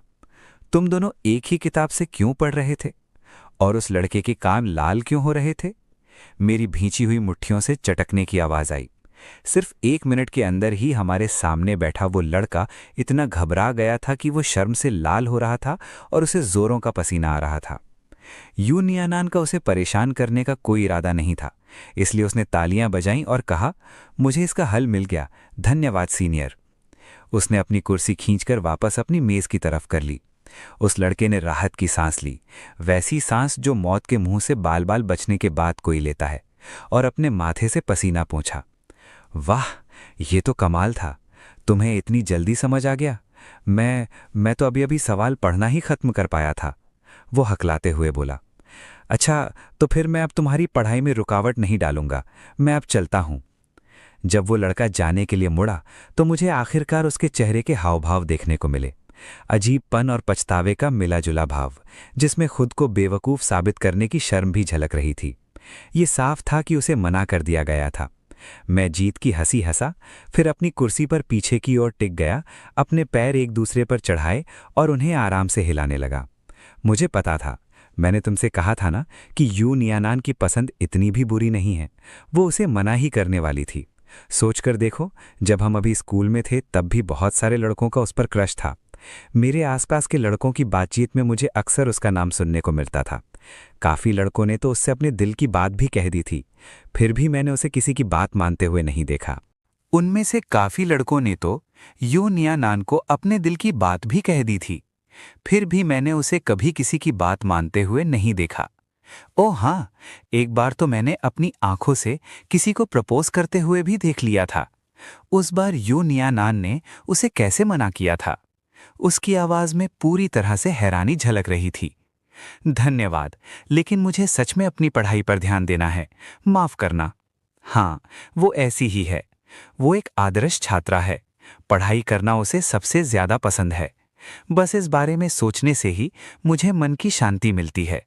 मैंने कभी नहीं सोचा था कि पढ़ाई करना इतना भरोसेमंद और पक्का काम भी हो सकता है।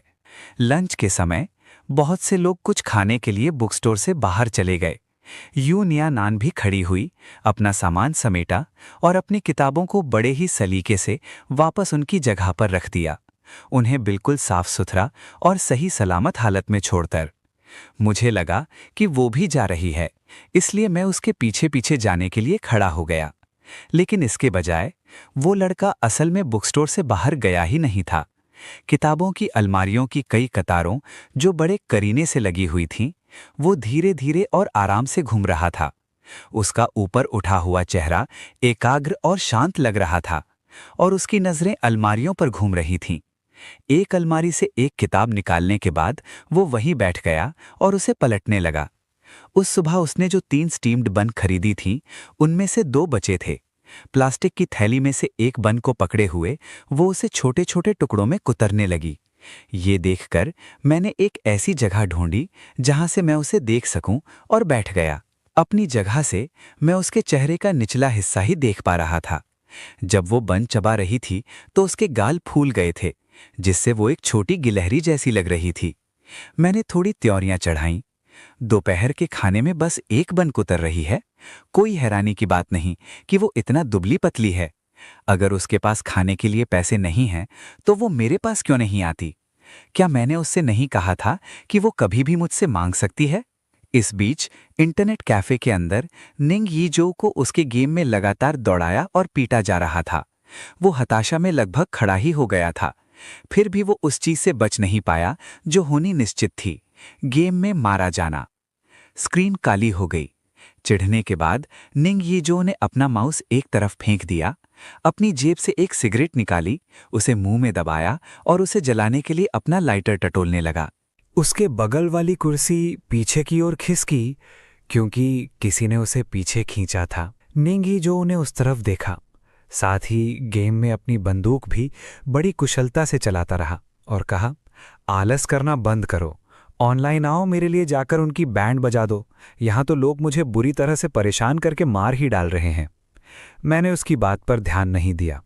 अपने हाथ में पकड़ी किताब को आराम से मेज पर रख दिया और धम से कुर्सी पर बैठ गया।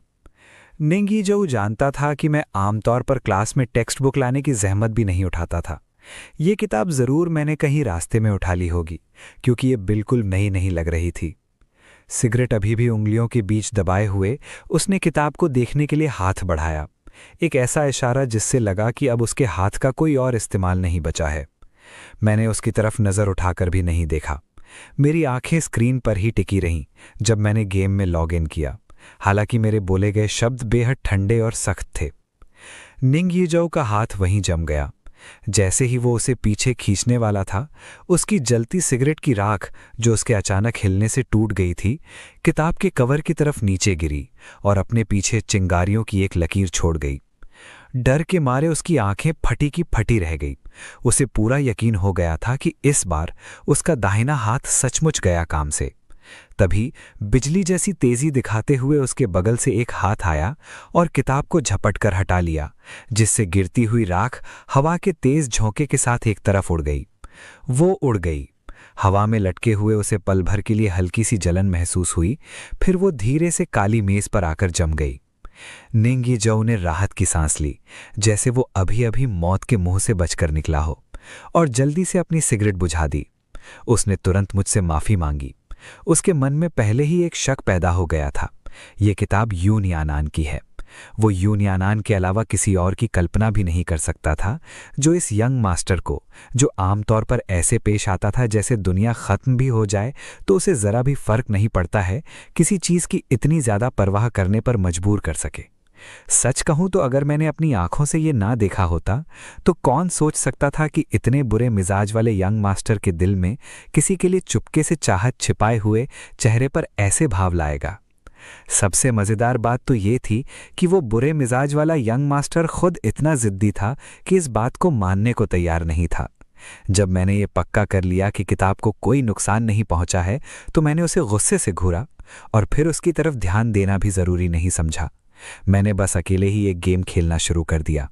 अरे भाई, क्या तुम मुझे अपने साथ खेलने के लिए नहीं बुलाओगे? अभी अभी गड़बड़ करने की वजह से निंग यीजो की हिम्मत नहीं हुई कि वो कुछ बोले।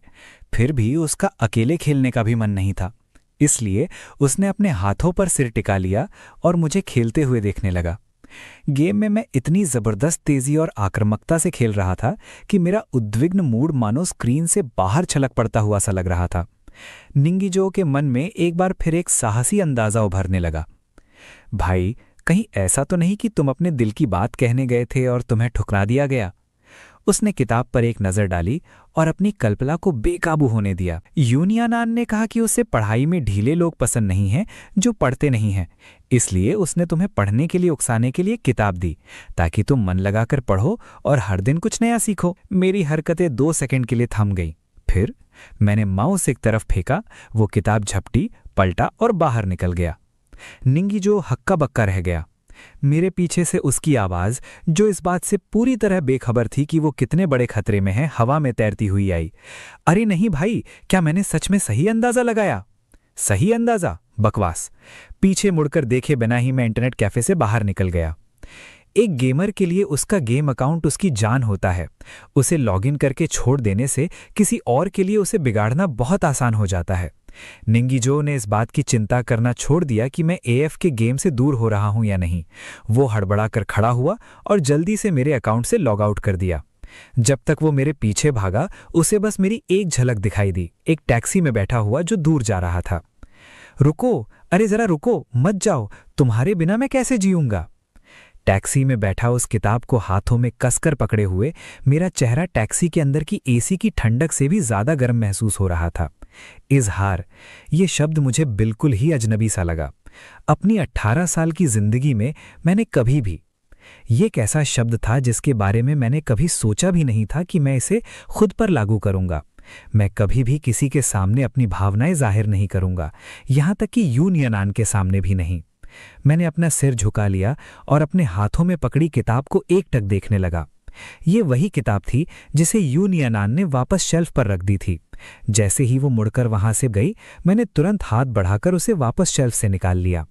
चेकआउट काउंटर पर क्लर्क ने मुझसे बार बार इस बात की पुष्टि चाही। ये एक डिस्प्ले कॉपी है, हमारे पास बिल्कुल नई कॉपियां भी उपलब्ध हैं। क्या आप सचमुच यही खास डिस्प्ले कॉपी खरीदना चाहते हैं? मैंने एक पल के लिए अपनी आंखें बंद कर ली। अपने ही किए पर मुझे बेहद हैरानी हो रहा था। मैं उस साधारण से सिचुआन रेस्टोरेंट में बार बार जाता रहा था। अब तो मैं भोर होते ही उठ जाता था सिर्फ उसका पीछा करने के लिए। और अब न जाने क्यों मैंने वही डिस्प्ले कॉपी खरीद ली थी जिसे उसने अपने हाथों से छुआ था। फिर भी मैं ये मानने को तैयार नहीं थी कि मैं यूनियानान को पसंद करता हूं। आखिर यूनियानान ने ऐसा क्या किया था? भला मैं उसे क्यों पसंद करूंगा?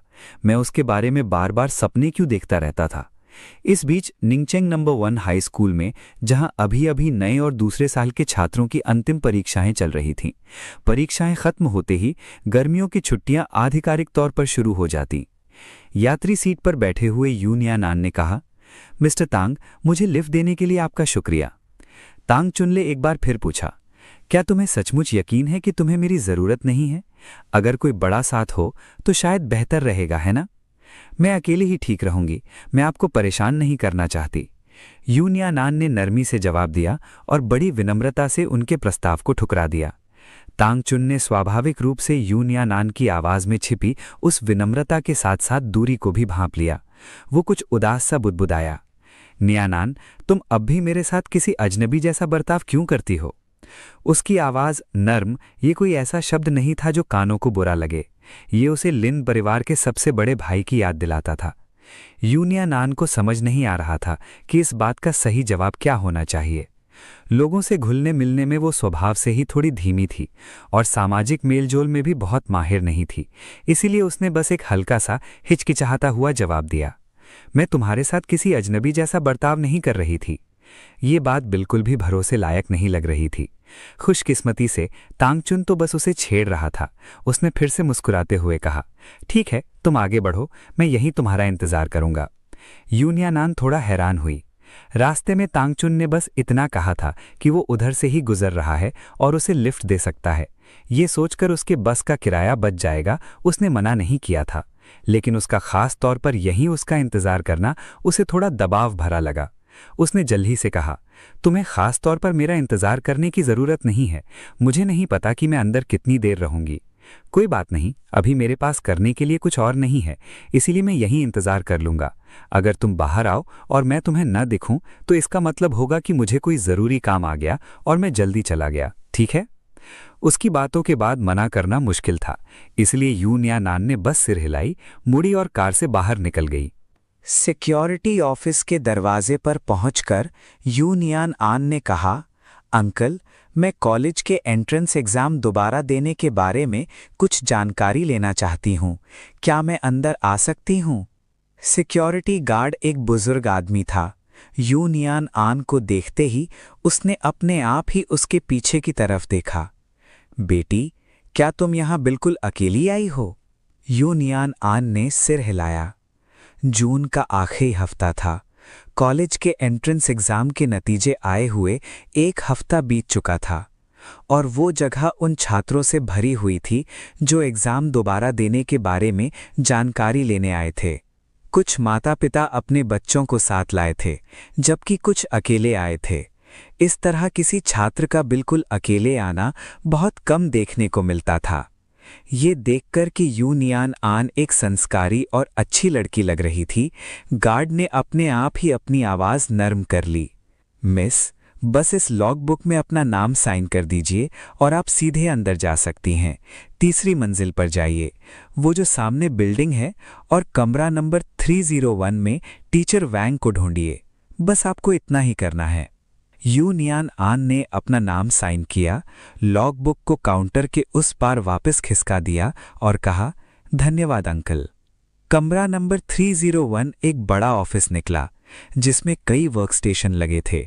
हालांकि ज्यादातर डेस्क खाली थे, सिवाय ऑफिस में सिर्फ 2 या 3 टीचर ही बचे थे। जब दरवाजे पर दस्तक हुई तो बाकी बचे सभी स्टाफ सदस्यों ने गर्दन घुमाकर देखा। दरवाजे पर एक बेहद खूबसूरत लड़की खड़ी थी। वो शांत और संस्कारी लग रही थी, हालांकि उसके चेहरे पर हल्की सी घबराहट झलक रही थी। माफ कीजिए, क्या टीचर वैंग अंदर हैं? ये सुनकर कि वो टीचर वैंग से मिलना चाहती है, कमरे में मौजूद हर कोई तुरंत स्थिति समझ गया। आजकल बहुत से लोग उनसे मिलने आ रहे थे, सभी एक ही वजह से, क्लास रिपीट करने के बारे में पूछताछ करने के लिए। दरवाजे के पास बैठी एक महिला टीचर ने लड़की को इशारा किया और एक खास डेस्क की ओर उंगली दिखाई। टीचर वैंग अभी अभी बाहर गए हैं, लेकिन वो किसी भी पल वापस आ जाएंगे। आप अंदर आकर इंतजार क्यों नहीं कर लेती? ठीक है, धन्यवाद टीचर, यू नियान आन ने विनम्रता से सिर हिलाते हुए जवाब दिया। हर किसी को एक खूबसूरत संस्कारी लड़की पसंद आती है, और वो महिला टीचर, जो खुद भी ज्यादा उम्र की नहीं लग रही थी बल्कि अपनी 30 के शुरुआती दौर में लग रही थी, ने यू नियान आन से बातचीत शुरू करने की पहल की। क्या तुम यहाँ अकेली आई हो प्यारी? हाँ, यू नियान आन ने आज्ञाकारी ढंग से सिर हिलाते हुए जवाब दिया। महिला टीचर अभी कुछ और कहने ही वाली थी कि अचानक उसने अपनी बात का लहजा बदला और दरवाजे की ओर हाथ हिलाया। टीचर वैंग, आपसे मिलने एक स्टूडेंट आई है। यू नियान आन पीछे मुड़ी और देखा कि एक पुरुष टीचर पानी का कप लिए हुए अंदर आ रहा है। उसने चश्मा पहना हुआ था और वह 40 की उम्र के आखिर या 50 की उम्र के शुरुआती दौर का लग रहा था। यू नियान आन कमर से थोड़ा झुकी और कुछ संकोच करती हुई लगी। नमस्ते टीचर वांग। वांग ने यू नियान आन को प्यार भरी मुस्कान दी। मुझे लगता है तुम स्कूल का साल दोहराने के बारे में पूछताछ करने आई हो? हाँ, यू नियान आन ने सच सच जवाब दिया। वांग जियानलिन ने बगल से कुर्सी खींची और फिर अपनी डेस्क के पीछे अपनी सीट पर बैठ गए।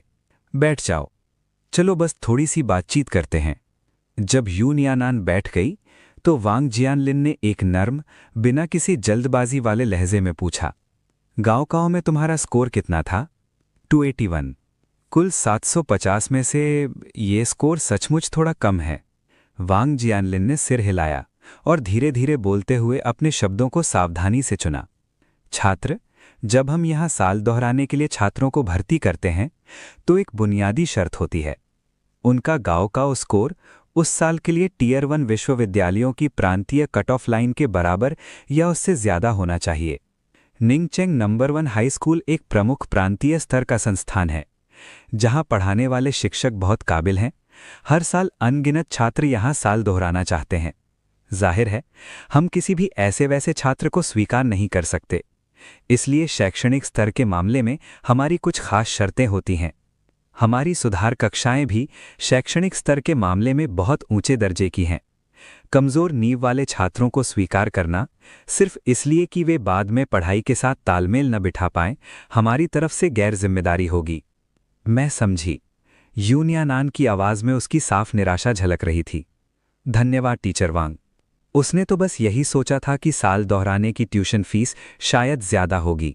वह तो बस ये पता लगाने आई थी कि उसे कितने पैसे बचाने होंगे, और उसने कभी उम्मीद नहीं की थी कि शैक्षणिक योग्यता से जुड़ी ये अतिरिक्त शर्त भी होगी। वांग जियानलिन ने एक मददगार सुझाव दिया। तुम पहले हमारे नंबर 1 हाई स्कूल के छात्र नहीं थे ना? तुम अपने पुराने स्कूल में वापस जाकर पूछताछ करने के बारे में सोच सकती हो। आमतौर पर जो छात्र अपने खुद के पुराने स्कूल में साल दोहराते हैं, उनके लिए शर्तें थोड़ी नर्म होती हैं। आखिर वे आपके बैकग्राउंड को अच्छी तरह से जानते हैं, और इससे पूरी प्रक्रिया बहुत ज़्यादा आसान हो जाती है। यूनियानान को जाहिर है ये पता था कि अपने पुराने स्कूल में वापस जाना ज़्यादा आसान होगा। फिर भी वह वापस जाना नहीं चाहती थी, और न ही उसमें ऐसा करने की हिम्मत थी। मेरा संदेश मिलने के बाद तो ये बात और भी सच थी। उसे डर था कि यू वानचैंग वहां उसका पता लगा सकता है, और उसे इस बात का भी खौफ था कि उसके पुराने सहपाठी और शिक्षक उसके मामलों में ताक झांक करेंगे। उसे डर था कि कहीं वो स्कूल की गपशप का विषय न बन जाए। स्कूलों के विषय पर उसे नहीं पता था कि यू वानचैंग ने क्या किया था या क्या कहा था, और न ही वो जानना चाहती थी। वो बस उससे जितना हो सके उतना दूर रहना चाहती थी। यूनियानान खड़ी हो गई। उसने बात को घुमाया फिराया नहीं। हालांकि उसे थोड़ी निराशा महसूस हो रही थी, फिर भी वो अपने लिए एक आखिरी गुहार लगाना चाहती थी। टीचर वांग, मेरे ग्रेड आमतौर पर काफ़ी अच्छे होते हैं। अगर आपको यकीन नहीं है तो आप खुद कुछ सवाल पूछकर मेरा टेस्ट ले सकते हैं। मुझे इतने कम नंबर सिर्फ इसलिए मिले क्योंकि मैंने दूसरे दिन की परीक्षाएं नहीं दी थी। जब उसने दूसरे दिन की परीक्षाएं न देने की बात कही तो एक महिला टीचर जो चुपचाप पूरी स्थिति पर नज़र रखे हुए थी, खुद को बीच में बोलने से रोक नहीं पाई। पहले दिन परीक्षाएं चीनी और गणित की थीं, कुल मिलाकर 300 अंकों की, और तुमने 281 अंक हासिल किए थे। वांग जियानलिन भी कुछ हद तक हैरान थे। इस साल की गणित की परीक्षा काफ़ी कठिन थी। उनके अपने छात्र भी परीक्षा खत्म होने के बाद इसकी शिकायत करते हुए लौटे थे। इसे अफसोस की बात मानते हुए उन्होंने पूछे बिना नहीं रहा जा सका, तुम दूसरे दिन परीक्षा देने क्यों नहीं गई? यूनियानान को समझ नहीं आया कि क्या जवाब दे। कुछ घबराया सा दिखते हुए उसने अपना सिर झुका लिया और बस इतना ही बुदबुदाई, मैं उन्हें छोड़ बैठी। वांग जियानलिन का इरादा तो और कुरेदने का था, लेकिन ये देखकर कि उनके सामने खड़ी युवक इस विषय पर बात करने से कतरा रही है, वे चुप हो गए। तुम पहले किस स्कूल में पढ़ती थीं? एफिलिएटेड हाई स्कूल में, यूनियानान ने सच सच जवाब दिया। एफिलिएटेड हाई स्कूल में? वांग जियानलिन और भी ज्यादा हैरान रह गए। निंग शहर में केवल 2 प्रांतीय स्तर के प्रमुख हाई स्कूल थे, और एफिलिएटेड हाई स्कूल उनमें से दूसरा था। ये दोनों संस्थान आपस में प्रतिद्वंद्वी भी थे और एक तरह से भाई समान स्कूल भी थे। आमतौर पर अगर एफिलिएटेड हाई स्कूल के छात्र अपना अंतिम वर्ष दोहराना चाहते थे तो वे ऐसा अपने ही स्कूल में करना पसंद करते थे। आखिर वो जगह उनके लिए ज्यादा जानी पहचानी और सुविधाजनक थी। किसी छात्र का सिर्फ 1 साल दोहराने के लिए स्कूल बदलना, ये तो लगभग सुनी अनसुनी बात थी।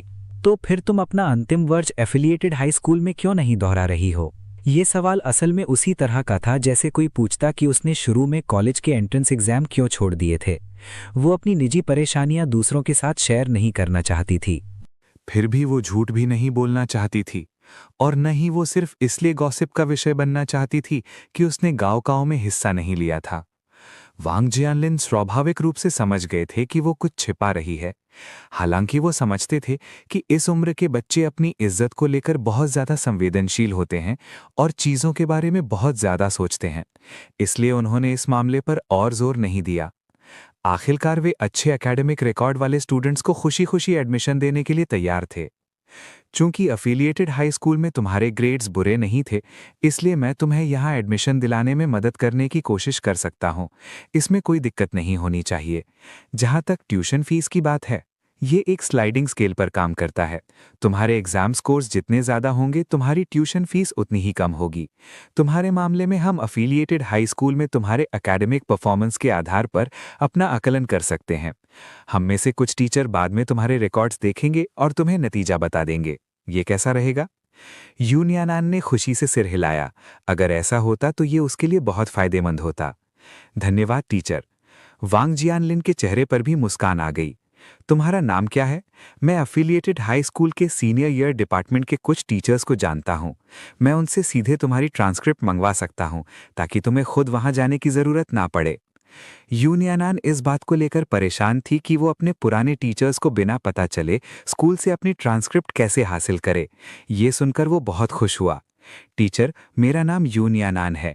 और टीचर वांग, क्या मैं आपसे ये गुजारिश कर सकती हूँ कि आप उन्हें ये ना बताएं कि मैं यहाँ अपना सीनियर ईयर दोहराने के लिए आने का प्लान कर रही हूँ? वांग जियानलिन उसे देखते रहे, फिर भी कुछ हद तक हैरान थे। आखिर इस लड़की के साथ ऐसा क्या हुआ था कि वो इतना छिपछिपा कर काम कर रही थी? तभी उस महिला टीचर की हैरान कर देने वाली आवाज गूंजी, यूनियानान, तुम यूनियानान हो। वांग जियानलिन को भी ये नाम जाना पहचाना सा लगा, हालांकि उस पल उन्हें ठीक से याद नहीं आया कि ये किसका नाम है, जिससे वे थोड़े हैरान परेशान से दिखे। महिला टीचर वांग जियानलिन के पास आईं। ओ मिस्टर वांग, ये तो अफिलिएटेड हाई स्कूल का सबसे होशियार छात्र थी। कई साझा परीक्षाओं में, ठीक उन्हीं परीक्षाओं के आधार पर जिनके आधार पर हमारे स्कूल में दाखिला मिलता है, इसने पूरे प्रांत में लगातार शीर्ष 3 में जगह बनाई थी। ये सुनकर वांग जियानलिन उत्साह से अपनी कुर्सी से खड़े हो गए। छात्र यूनियानान, अगर तुम अपना रीटेक वर्ष हमारे स्कूल से करना चाहती हो तो तुम्हारी ट्यूशन फीस पूरी तरह से माफ कर दी जाएगी। क्या तुम्हारी कोई और भी मांग है? कृपया बेझिझक अपनी बात कहो। महज 10 मिनट के अंदर ही यूनियानान को जहां पहले लग रहा था कि उसे किसी भी स्कूल में दाखिला नहीं मिलेगा, वहीं अब उसे पूरी ट्यूशन फीस माफ करने का प्रस्ताव मिल गया था। हालात में आए इस अचानक बदलाव से उसे कुछ चक्कर सा आने लगा और वो थोड़ा भ्रमित सा महसूस करने लगी। जी, मैं सच में यही चाहूंगी कि अफिलिएटेड हाई स्कूल के शिक्षकों और छात्रों को ये पता न चले कि मैं अपना रीटेक वर्ष कहाँ से कर रही हूँ। मेरी मुख्य चिंता ये है कि कहीं यू वानचेंग को इस बारे में पता न चल जाए। वांग जियानलिन ने एक पल के लिए इस बात पर विचार किया। अगर तुम अपना रीटेक वर्ष हमारे स्कूल से करने के लिए यहाँ आती हो तो तुम्हारे शैक्षणिक रिकॉर्ड भी यहाँ स्थानांतरित करने पड़ेंगे। जब ऐसा होगा तो जाहिर है अफिलिएटेड हाई स्कूल के किसी न किसी शिक्षक को तो इस बारे में पता चल ही जाएगा। उन्होंने उस लड़की की ओर स्नेह भरी नज़रों से देखते हुए आगे कहा, इसके अलावा तुम्हें ये समझना होगा कि स्कूल ही वो जगह है जहाँ कोई भी राज ज़्यादा दिनों तक छिपाकर नहीं रखा जा सकता। यूनियानान एक पल के लिए चुप हो गई। वांग जियानलिन की बात का मतलब समझते हुए उसने सिर हिलाकर सहमति दी। तो फिर वांग जियानलिन ने पूछा, क्या तुम अब भी अपना रीटेक वर्ष हमारे स्कूल से ही करना चाहती हो? हालांकि वांग जियानलिन चाहते थे कि इतना होशियार छात्र उनके स्कूल में आए, लेकिन अंततः वे यही चाहते थे कि वो लड़की वही फैसला ले जो सचमुच उसके अपने लिए सबसे अच्छा हो। जहां तक यूनियानान की बात थी, उसने असल में इतनी दूर तक सोचा ही नहीं था। बात ये निकली कि वो अपने अतीत से चुपचाप बिना किसी को परेशान किए अपना नाता नहीं तोड़ सकती थी। क्या उसे अपने पुराने स्कूल में ही लौट जाना चाहिए? वो ऐसा नहीं चाहती थी। उसे एक नई जिंदगी, एक नए माहौल की चाह थी, भले ही आखिर में वो अपने साथ जुड़े कलम से पूरी तरह से बच न पाती। यूनियानान ने सिर हिलाया। टीचर वांग, मैं अभी भी नंबर 1 हाई स्कूल में आकर अपना सीनियर साल दोहराना चाहती हूँ। वांग जियानलिन मन ही मन खुश हुए बिना न रह पाए। अगर तुमने मन बना लिया है तो नंबर 1 हाई स्कूल तुम्हारा गर्मजोशी से स्वागत करता है। वो सोच रहे थे कि आखिर इस बच्चे के साथ हुआ क्या है। कॉलेज एंट्रेंस एग्जाम में 2 विषयों में फेल होना और अब ऐसा बर्ताव करना जैसे वो दुनिया से छिपने की कोशिश कर रही हो। वांग जियानलिन खुद को कहने से ना रोक पाए। अगर तुम्हें कोई भी मुश्किल आती है तो तुम मुझे बता सकती हो, मैं उन्हें सुलझाने में तुम्हारी पूरी मदद करूंगा। यूनियानान ने सिर हिलाया। कुछ नहीं है टीचर। ये भांप कर कि लड़की जानबूझकर इस विषय से बच रही है, वांग जियानलिन ने मन ही मन आह भरी। वो बस इतना ही कह पाए, चाहे कोई भी मुश्किल आए, तुम मदद के लिए कभी भी मेरे पास आ सकती हो। एक टीचर के तौर पर मेरी उम्मीद सिर्फ ज्ञान देना और सवालों के जवाब देना नहीं है। मैं अपने छात्रों की पढ़ाई के रास्ते में आने वाली किसी भी रुकावट को दूर करने में भी मदद करना चाहता हूँ। यूनियानान बहुत भावुक हो गईं। ठीक है, मैं समझ गई, धन्यवाद। विदा लेते हुए उन्होंने वांग जियानलिन के सामने सिर झुकाई। आधे घंटे से ज्यादा समय बीत चुका था जब वो आखिरकार स्कूल की इमारत से बाहर निकली। यूनियानान ने उस जगह की ओर देखा जहां उन्हें उतारा गया था। तांगचुन की कार अभी भी वहीं खड़ी थी। उन्होंने चुपचाप एक आह भरी, चलकर कार के पास गईं और कार की खिड़की पर दस्तक दी।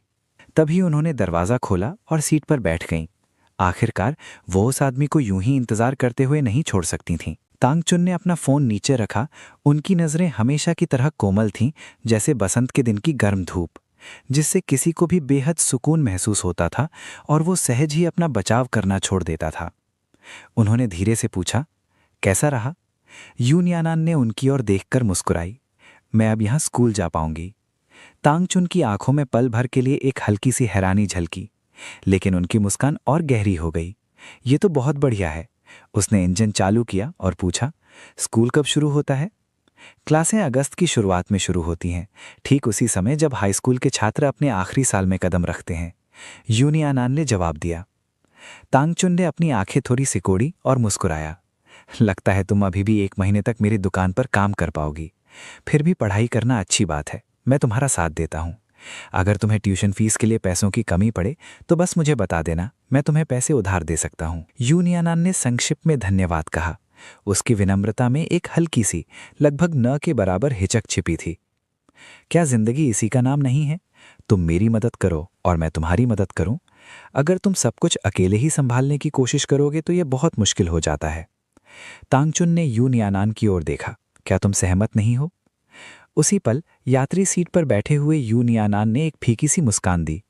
अगर जरूरत पड़ी तो मैं जरूर पूछूंगी। फिर भी सिर्फ वही जानती थी कि असल में वो कभी किसी से मदद नहीं मांगेगी।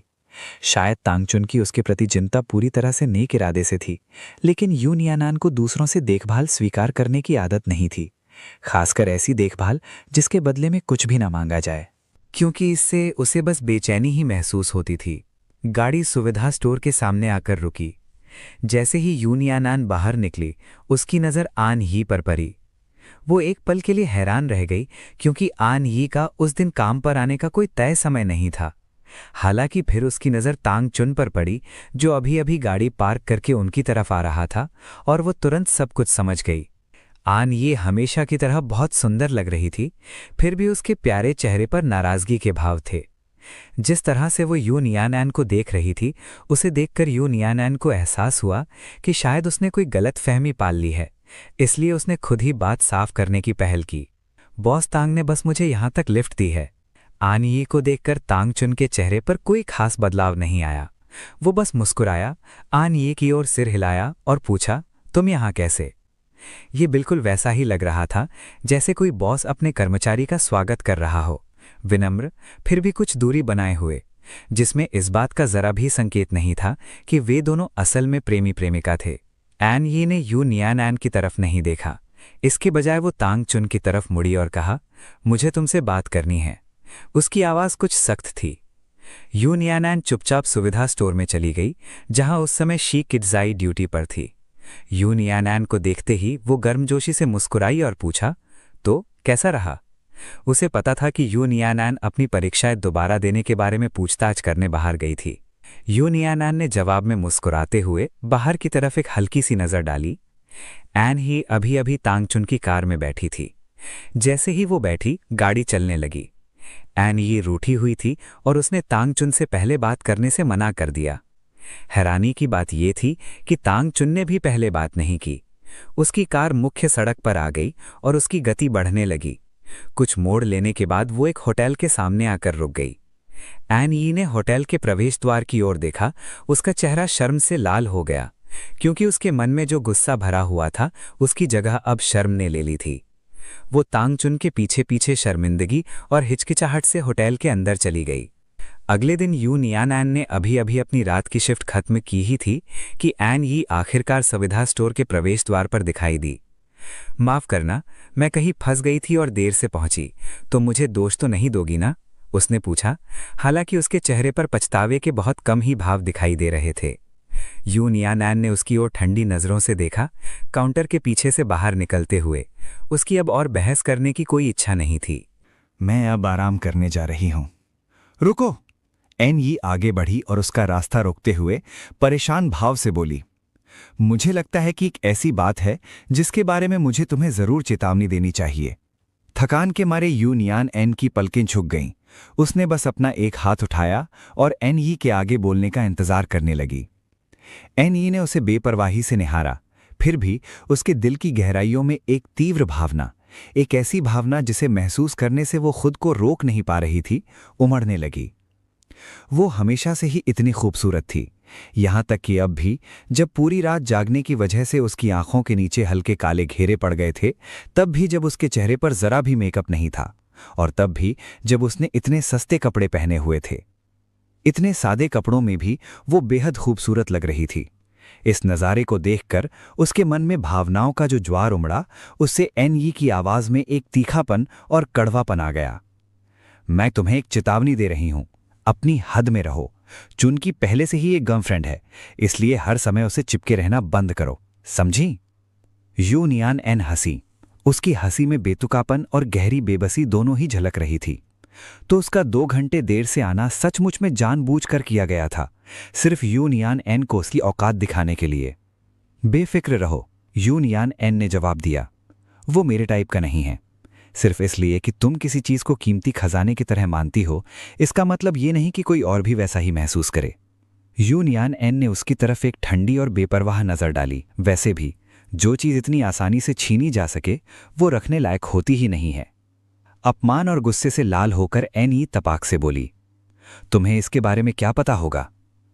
यू नियान एन जाने के लिए मुड़ी, लेकिन फिर रुक गई। ओह, एक और बात, आज मैंने तुम्हारी जगह 2 घंटे काम किया है। तुम पर मेरा उधार है। मैं बॉस तांग से इसका हिसाब करवा लूंगी। एनई ने विरोध में हैरानी से कहा, क्या? सिर्फ 2 घंटे ही तो थे, तुम इतनी छोटी छोटी बातों पर क्यों अड़ रही हो? यू नियान एन ने उसकी तरफ पूरी तरह शांत भाव से देखा। जब तुम्हें छोटी छोटी बातों की इतनी परवाह नहीं है, तो तुम कल मेरी जगह क्यों नहीं कर लेती? असल में उसका इसे मुद्दा बनाने का इरादा नहीं था, लेकिन फिर एनई से किसने कहा था कि वो बेवजह झगड़ा मोल ले? एनई ने मुंह बनाया। वो चुप रही, लेकिन उसके चेहरे पर साफ चुनौती का भाव झलक रहा था। उसकी प्रतिक्रिया पर जरा भी ध्यान न देते हुए एनई तेजी से मुड़ी और वहां से चली गई। वो अब एक पल भी उसके साथ बिताना नहीं चाहती थी। उसे जाते हुए देखकर एनई ने गुस्से में जोर से जमीन पर पैर पटके। बाद में जब उसकी शिफ्ट खत्म हुई तो एनई स्कूल की तरफ नहीं गई, बल्कि पास ही के एक रिहायशी इलाके में चली गई। एक ऐसी जगह जहां एक अपार्टमेंट तांग का था। वो पहले से ही अंदर उसका इंतजार कर रहा था। उसे देखकर और भी ज्यादा खुश होकर वो दौड़कर उससे लिपट गया। पल भर में दोनों एक दूसरे के आलिंगन में कसकर बंध गए। भाई, मुझे यू नियानान बिल्कुल पसंद नहीं है। क्या तुम उसे नौकरी से निकाल नहीं सकते? इसके बाद तांगचुन की छाती पर अधलेटी हुई और हाल की अंतरंगता के कारण जिसकी आवाज अभी भी सांसों से भरी और सुस्त थी, आनई ने अपना अनुरोध किया। तांगचुन की आंखों में पूरी समझदारी झलक रही थी। फिर भी उसने पूछा, क्या बात है?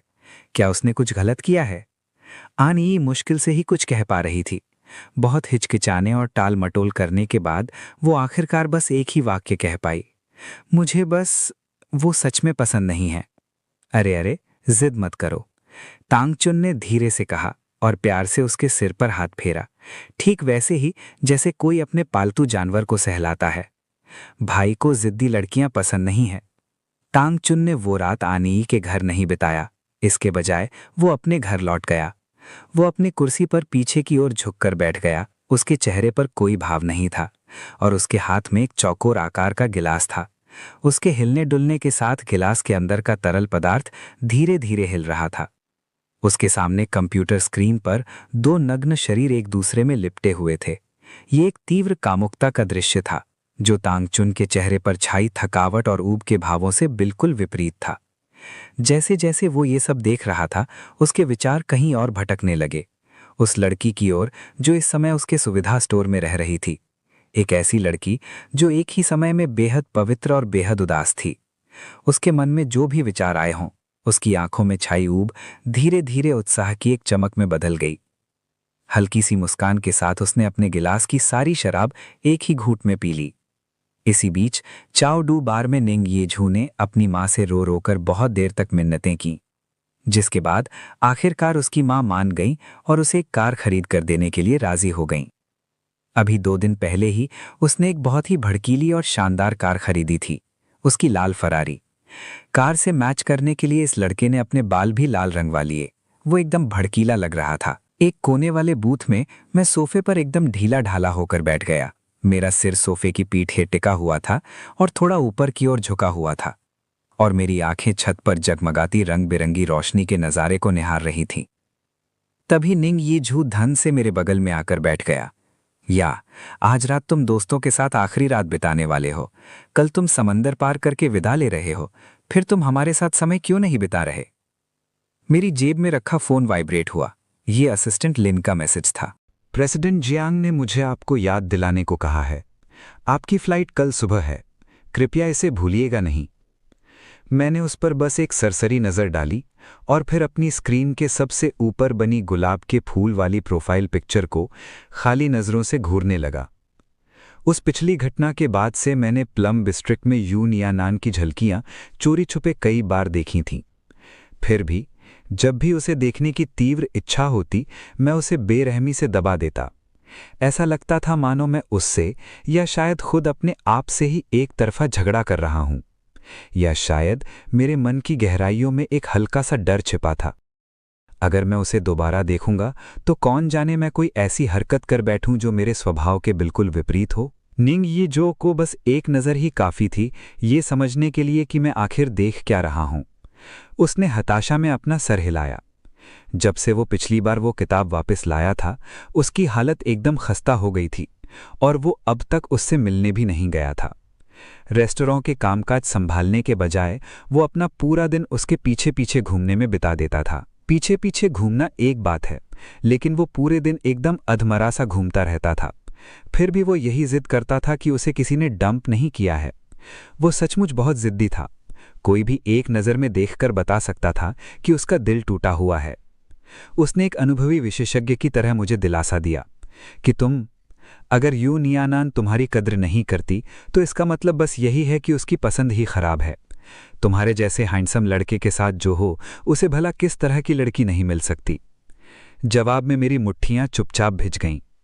मैं गिन नहीं सकता कि कितनी बार मैंने अपने दांत भींचे और जोर देकर कहा। मैंने कभी अपनी भावनाएं जाहिर नहीं की और यकीनन मुझे ठुकराया भी नहीं गया। मुझे ये कितनी बार कहना पड़ेगा, मुझे वो पसंद नहीं है। निंग यी जो को मेरी एक भी बात पर यकीन नहीं हुआ। मर्द, उन्हें अपनी शान की परवाह होती है, वो खुद को मजबूत दिखाते हैं। वो ये बात अच्छी तरह समझता था।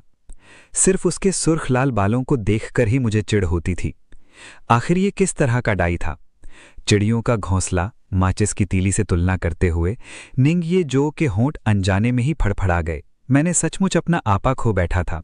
उसने तो उसके शानदार हेयर स्टाइल पर भी हमला करना शुरू कर दिया था। बाहर मूसलाधार बारिश हो रही थी। मई हुआ स्ट्रीट पूरी तरह से सुनसान थी और खराब मौसम के कारण कई दुकानों ने अपने दरवाजे जल्दी बंद कर दिए थे। आखिरकार वैसे भी कोई ग्राहक तो थे नहीं। यू नियानान ने अपनी किताब से नजरें उठाईं और बाहर जोरदार तूफान को देखने लगीं। छन छन। सुविधा स्टोर का दरवाज़ा खुला और बाहर की बारिश का शोर और साथ में एक मेहमान अंदर आ गया। यू नियानान हैरानी से सोच रही थी कि ऐसी बरसाती रात में कोई बाहर क्यों होगा। उसने ऊपर देखा कि कौन है और उसे थोड़ी हैरानी हुई।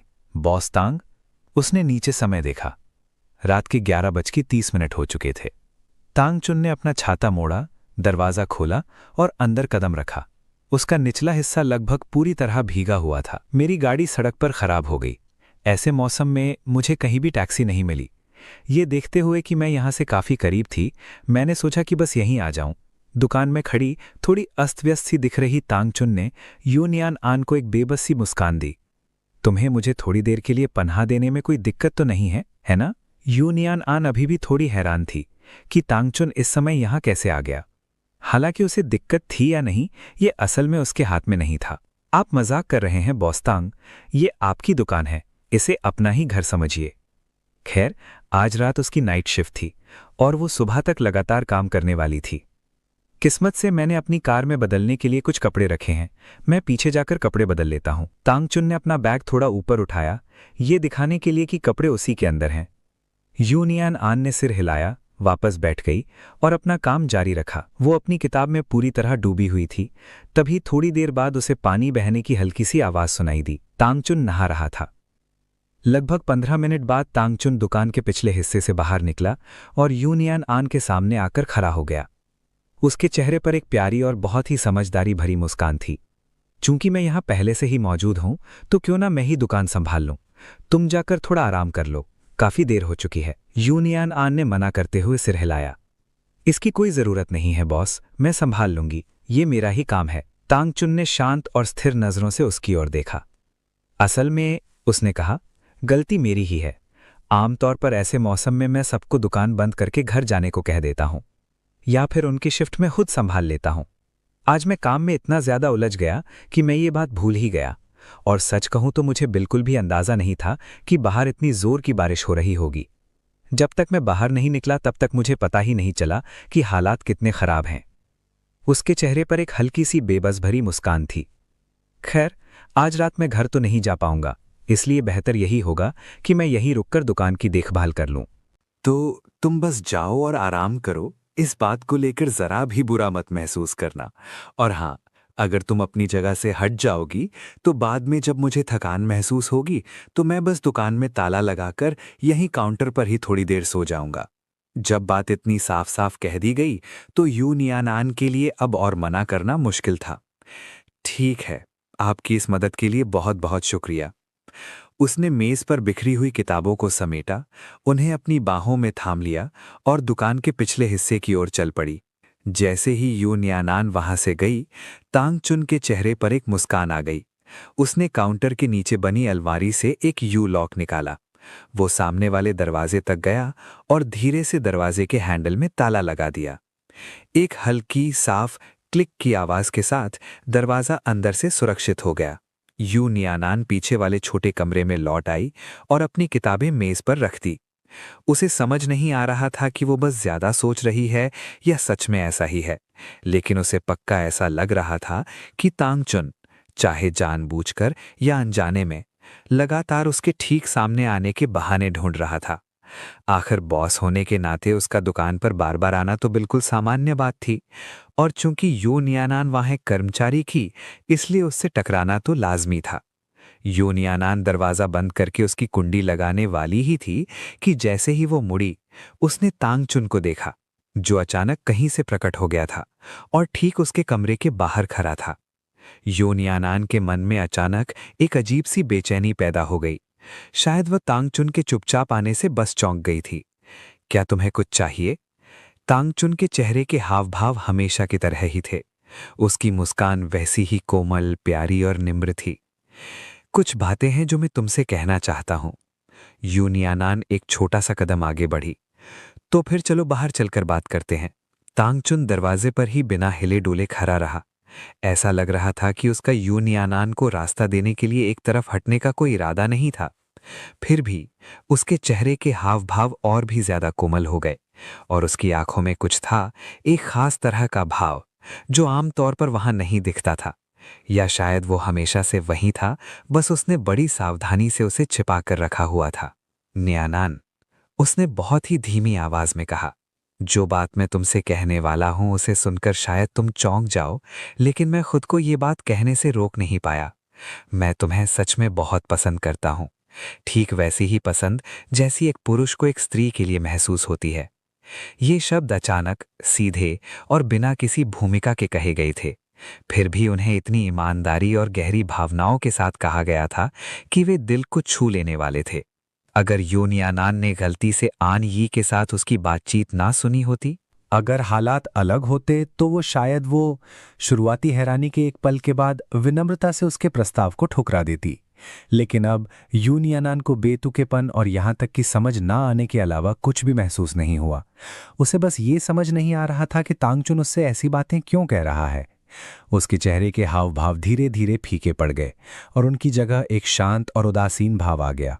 तुम्हारी पहले से ही एक गर्लफ्रेंड है, ये एक ऐसा बयान था जिसे एक याद दिलाने वाली बात या एक ताना, दोनों में से कुछ भी समझा जा सकता था। तांगचुन के चेहरे पर हैरानी की एक झलक दिखाई दी।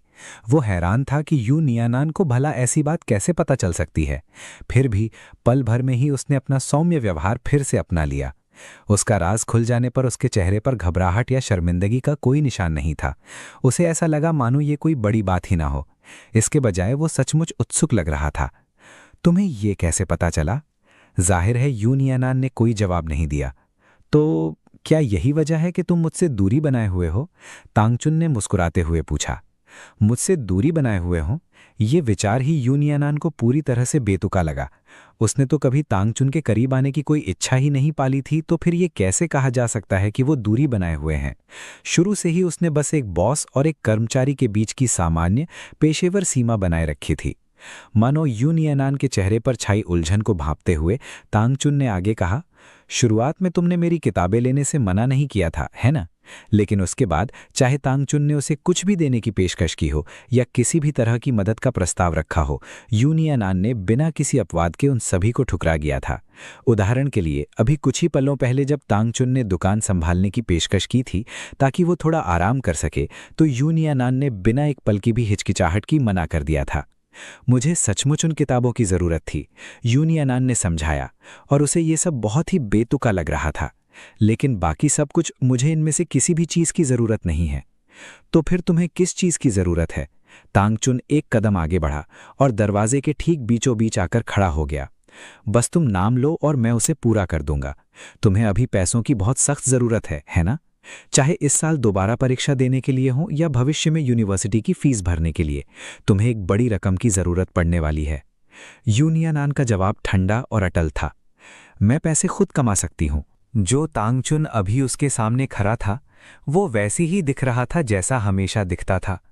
फिर भी उसके हाव भाव में कुछ ऐसा अजीबपन था जिससे यूनियानान को डर की एक हल्की सी सिहरन महसूस हुई।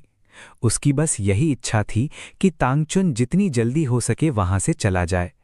तांगचुन मुस्कुराया, एक ऐसी मुस्कान जो उसकी नादानी का मजाक उड़ाती हुई लग रहा था।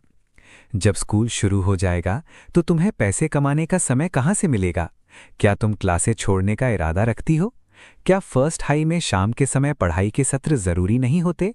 अगर तुम रात भर कोई पार्ट टाइम नौकरी करती रहोगी और फिर अगले दिन क्लास के लिए सुबह जल्दी उठना पड़ेगा, तो एक लोहे का इंसान भी इसे नहीं झेल पाएगा। उसने ऐसे अंदाज में बात की जैसे वो खुद भी कभी इस दौर से गुजरा चुका हो। नियानान, तुम्हारी मौजूदा हालत को देखते हुए, जहां तुम्हें अपनी रोजी रोटी और पढ़ाई दोनों में तालमेल बिठाना है, तुम सच में सिर्फ एक ही चीज चुन सकती हो। या तो अभी यानी वर्तमान पर ध्यान दो, या फिर भविष्य पर। अगर तुम दोनों चीजें एक साथ करने की कोशिश करोगी तो हो सकता है कि तुम्हारे हाथ कुछ भी ना लगे।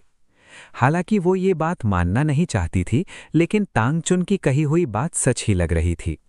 भले ही फर्स्ट हाई ने उसकी ट्यूशन फीस माफ कर दी थी, लेकिन प्रवेश परीक्षाओं की दोबारा तैयारी के लिए एक साल गुजारने का जो रहने खाने का खर्च था, वो अब भी एक काफी बड़ी रकम थी। यूनियानान ने दिन में क्लासें लेने और शाम को पार्ट टाइम नौकरी करने का प्लान बनाया था, लेकिन ये कहना सचमुच मुश्किल था कि क्या ऐसा थकाने वाला, लगातार चलने वाला शेड्यूल और साथ में नींद की कमी आखिरकार उसके ग्रेड्स पर बुरा असर डालेगा या नहीं। वो कोई जीनियस नहीं थी। वो उन लोगों में से नहीं थी जिनकी याददाश्त फोटोग्राफिक यानी एक बार देखकर सब याद रखने वाली होती है और जो एक ही नज़र में सब कुछ याद कर लेते हैं। ये बात कि उसने साल दर साल अपनी क्लास में लगातार पहला स्थान बनाए रखा था, पूरी तरह से उसकी पढ़ाई में अपनी 200% मेहनत और लगन झोंक देने का ही नतीजा था। और वो सिर्फ किसी भी यूनिवर्सिटी में नहीं जाना चाहती थी। उसकी तमन्ना थी कि वो देश के किसी नामी गिरामी संस्थान में पढ़े, ताकि वो दलदल से बाहर निकलकर ऊंचाइयों को छू सके। तांगचुन ने स्वाभाविक रूप से यूनियानान की चुप्पी के पीछे छिपी उस अनकही अकाट्य सच्चाई को भांप लिया। उसके होठों पर एक मुस्कान तैर गई, एक ऐसी मुस्कान जो अपनी जीत के एहसास को जरा भी छिपाने की कोशिश नहीं कर रहा था। उसकी कन्वीनियंस स्टोर में पार्ट टाइम काम करने वाली ज्यादातर लड़कियां एक जैसी ही होती थीं, जिन्हें अपनी उंगलियों पर नचाना आसान होता था। उनमें से ज्यादातर लड़कियां गरीब परिवारों या टूटे हुए घरों से आती थीं। पैसे और प्यार दोनों से महरूम होने के कारण थोड़ी सी भी खास देखभाल और मदद मिलने पर वे आपके प्रति लगाव, यहाँ तक कि गहरी कृतज्ञता और निर्भरता महसूस करने लगती थीं। आन यी ऐसी ही एक लड़की थी, वू चिंग या दूसरी। ये सच है कि यूनियानान को संभालना थोड़ा मुश्किल था, लेकिन उसकी मजबूरी साफ जाहिर थी। वो इस समय गहरे दलदल में फंसी हुई थी और यकीनन वो मदद के लिए उसी का दरवाज़ा खटखटाएगी। तांगचुन छोटे से कमरे में दाखिल हुई, पीछे मुड़कर दरवाज़ा बंद किया और उसकी ओर पीठ टिटाकर खड़ा हो गया। यूनियानान को गहरी भावनाओं के साथ निहारते हुए उसने कहा, नियानान, मैं तुम्हारे लिए कुछ भी करने को तैयार हूं। अगर तुम चाहो तो तुम्हें अब इतनी कड़ी मेहनत करने की ज़रूरत नहीं है। तुम पूरी तरह से अपनी पढ़ाई पर ध्यान दे सकती हो। जो भी तुम्हारा दिल चाहे वो कर सकती हो। मैं तुम्हें हर कदम पर पूरा सहयोग दूंगा। मुझे चुनो और तुम्हें सब कुछ मिलेगा, अभी भी और भविष्य में भी। यूनियानान आंखें फाड़े देखते रह गई जब दरवाज़ा ठीक उसके सामने बंद हो गया और उसके चेहरे के हाव भाव वहीं जम से गए। उसके दिल पर एक अनजानी आशंका का भारी बोझ आ पड़ा। उसके शब्द बेशक बहुत सुंदर थे, लेकिन उनके पीछे छिपी असली मंशा बेहद घिनौनी थी। वो उसे एक रखेल बनाना चाहता था, उसे एक ऐसी परजीवी बेल में बदलना चाहता था जो सिर्फ उसी के सहारे जीता हो, और ये सब सिर्फ अपनी जीत और नियंत्रण की बेहद गंदी हवस को पूरा करने के लिए। यूनियानान ने अपनी आवाज को कांपने से रोकने की पूरी कोशिश की और पूरी दृढ़ता से उसे ठुकरा दिया। मैं इसके लिए तैयार नहीं हूं और न ही मुझे इसकी जरूरत है। बॉस्तांग, कृपया रास्ते से हट जाइए, मुझे यहां से जाना है। उसकी मौजूदा हालत वाकई बहुत ज्यादा खतरनाक थी। उसे लगा कि वो कुछ ज्यादा ही निष्क्रिय बनी हुई है। उसे ठीक ठीक नहीं पता था कि तांगचुन क्या योजना बना रहा है, और न ही वो ये अंदाजा लगा सकती थी कि ठुकराए जाने के बाद तांगचुन चुपचाप चला जाएगा या नहीं। क्या तुम दोबारा नहीं सोचोगी? चलो भी मेरे साथ आओ, तुम्हें जरा भी पछतावा नहीं होगा। उसका लहजा बेपरवाह था, जिससे एक आवारा और बेलगाम इंसान के तौर पर उसका असली रूप सामने आ गया। यूनियानान का दिल जोरों से धड़कने लगा, क्योंकि उसे हवा में खतरे की हल्की सी आहट महसूस हुई। कोई भी जल्दबाजी भरा कदम उठाने की हिम्मत न करते हुए उसने पहले स्थिति को भांपने का फैसला किया। और अगर मैं कहूं कि मैं इस बारे में बिल्कुल नहीं सोचूंगी तो फिर क्या? तांगचुन गुस्सा हो गया। मैं सच में तुम्हें यही सलाह दूंगा कि तुम इस बारे में अच्छे से सोच लो। इससे मुझे कोई फर्क नहीं पड़ता, लेकिन अगर तुमने मना किया तो ये तुम्हारे लिए बहुत तकलीफदेह होगा, क्योंकि आज रात चाहे जैसे भी हो मैं तुम्हें पाकर ही रहूंगा। ठीक उसी पल तांगचुन का वो कोमल मुखौटा पूरी तरह से टूटकर बिखर गया। मुझे सच में लोगों पर जोर जबरदस्ती करना पसंद नहीं है, इसीलिए मैं तुम्हें यही सलाह दूंगा कि एक अच्छी लड़की की तरह मेरी बात मान लो, ताकि तुम्हें कोई चोट न पहुंचे। उसका हर शब्द, उसकी हर अदा धमकी और खौफ से भरी हुई थी। वो धीरे धीरे यूनियानान की तरफ बढ़ने लगा। उसके हर कदम में अपनी जीत का पक्का यकीन झलक रहा था। अगर यूनियानान ये दावा करती कि उसे जरा भी डर नहीं लग रहा था, तो ये सरासर झूठ होता। वो एक कदम पीछे हटी, लेकिन तभी उसकी कमर एक मेज के किनारे से जा टकराई। कमरा बहुत छोटा था, उसमें एक भी खिड़की नहीं थी, जिसकी वजह से उसके पास भागने के लिए कोई भी जगह नहीं बची थी। तांगचुन, ये एक जुर्म है। उसने कानून का हवाला देकर तांगचुन के ज़मीर को जगाने की कोशिश की, लेकिन जहां तक ज़मीर की बात है, अगर तांगचुन के अंदर सच में ऐसी कोई चीज़ होती तो वो शुरू से ही ये सब कर ही क्यों रहा होता। वो भेड़ियों की खाल में छिपी एक भेड़िया था, दिन के उजाले में भी घात लगाए बैठा एक शैतान। उसे जिंदा रहने के लिए सचमुच इंसानी गोश्त खाने की जरूरत नहीं था, फिर भी वो दूसरों की तकलीफों को अपना भोजन बनाता था, ताकि वो अपनी उस विकृत खुशी और खुद को दूसरों से बेहतर समझने के एहसास को बनाए रख सके। उसका अंदाजा सही निकला, और सचमुच उसने पूरी बेपरवाही से हल्की सी मुस्कान बिखेरी। अगर तुम चाहती हो कि मेरे साथ सोते हुए तुम्हारी फुटेज, ओह, और नहाते हुए तुम्हारी फुटेज भी इंटरनेट पर लोगों के देखने के लिए अपलोड हो जाए। उसने यूनियानान की तरफ देखा। उसकी आंखों में एक बढ़ती हुई कामुक चमक थी। मैंने कभी सोचा भी नहीं था। तुम्हारे हाथों को देखकर लगता है कि तुम असल में काफी संपन्न हो। क्या तुम्हें अंदाजा भी है कि जब भी मैं तुम्हें देखता हूं तो मुझे खुद को रोकना कितना मुश्किल होता है? उस दिन ये आन ही नहीं थी जिसने उसे उत्तेजित किया था, ये पूरी तरह से उसकी वजह से था। यूनियानान जोर से कांप उठी। उसकी आंखें पूरी तरह से अविश्वास से भर गईं। तुमने कैमरे लगवाए थे? बाथरूम में? इस कमरे में? ये सोचकर ही कि पिछले 1 महीने से उसकी हर हरकत इस इंसान की निरंतर निगरानी में थी, उसके शरीर में घृणा की एक सिहरन दौड़ गई, जिससे वो थर-थर कांपने लगी। तांगचुन ने इससे इनकार नहीं किया, बल्कि उसे इस पर गर्व होता लग रहा था। वो प्यार के मामले में एक ठग था। अपने कोमल और ध्यान रखने वाले बाहरी रूप का इस्तेमाल करके वो आसानी से अकेली और प्यार की भूखी लड़कियों का दिल जीत लेता था, उन्हें पूरी तरह से अपना दीवाना बना लेता था और उन्हें खुद को उसे सौंप देने के लिए तैयार कर लेता था, ठीक इसी कमरे में। शुरुआत में उसने इन रिकॉर्डिंग्स का इस्तेमाल सिर्फ अपने निजी मनोरंजन के लिए करने का सोचा था, लेकिन बाद में उसे एहसास हुआ कि ये कहीं ज्यादा व्यावहारिक उद्देश्य पूरा कर सकती हैं। आखिरकार जैसा कि कहावत है, नदी के किनारे चलते हुए जूते तो भीग ही जाते हैं। उसे एक हथियार चाहिए था, कुछ ऐसा जिससे वो कुछ लोगों का मुंह बंद रख सके। तांगचुन के दिमाग में तेजी से विचार दौड़ रहे थे, जिनमें थोड़ी सी उदासी भी घुली हुई थी।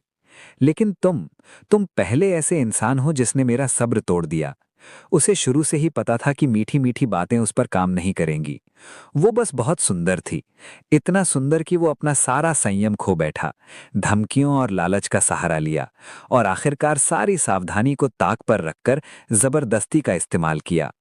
लेकिन वो इसके लायक था। हालांकि वो जानबूझकर धीमी गति से चल रहा था, फिर भी उसने कुछ ही कदमों में वो दूरी तय कर लिया और ठीक यू नियानान के सामने आकर रुक गया। उसने खुद पर काबू रखा और बेसब्री से उसकी ओर हाथ बढ़ाकर उसे छूने की अपनी चाहत को दबा लिया। इसके बजाय उसने हैरानी भरी शांति से उससे पूछा, तो क्या तुमने अपना मन बना लिया है? अगर मैं नहीं तो कोई और ही सही।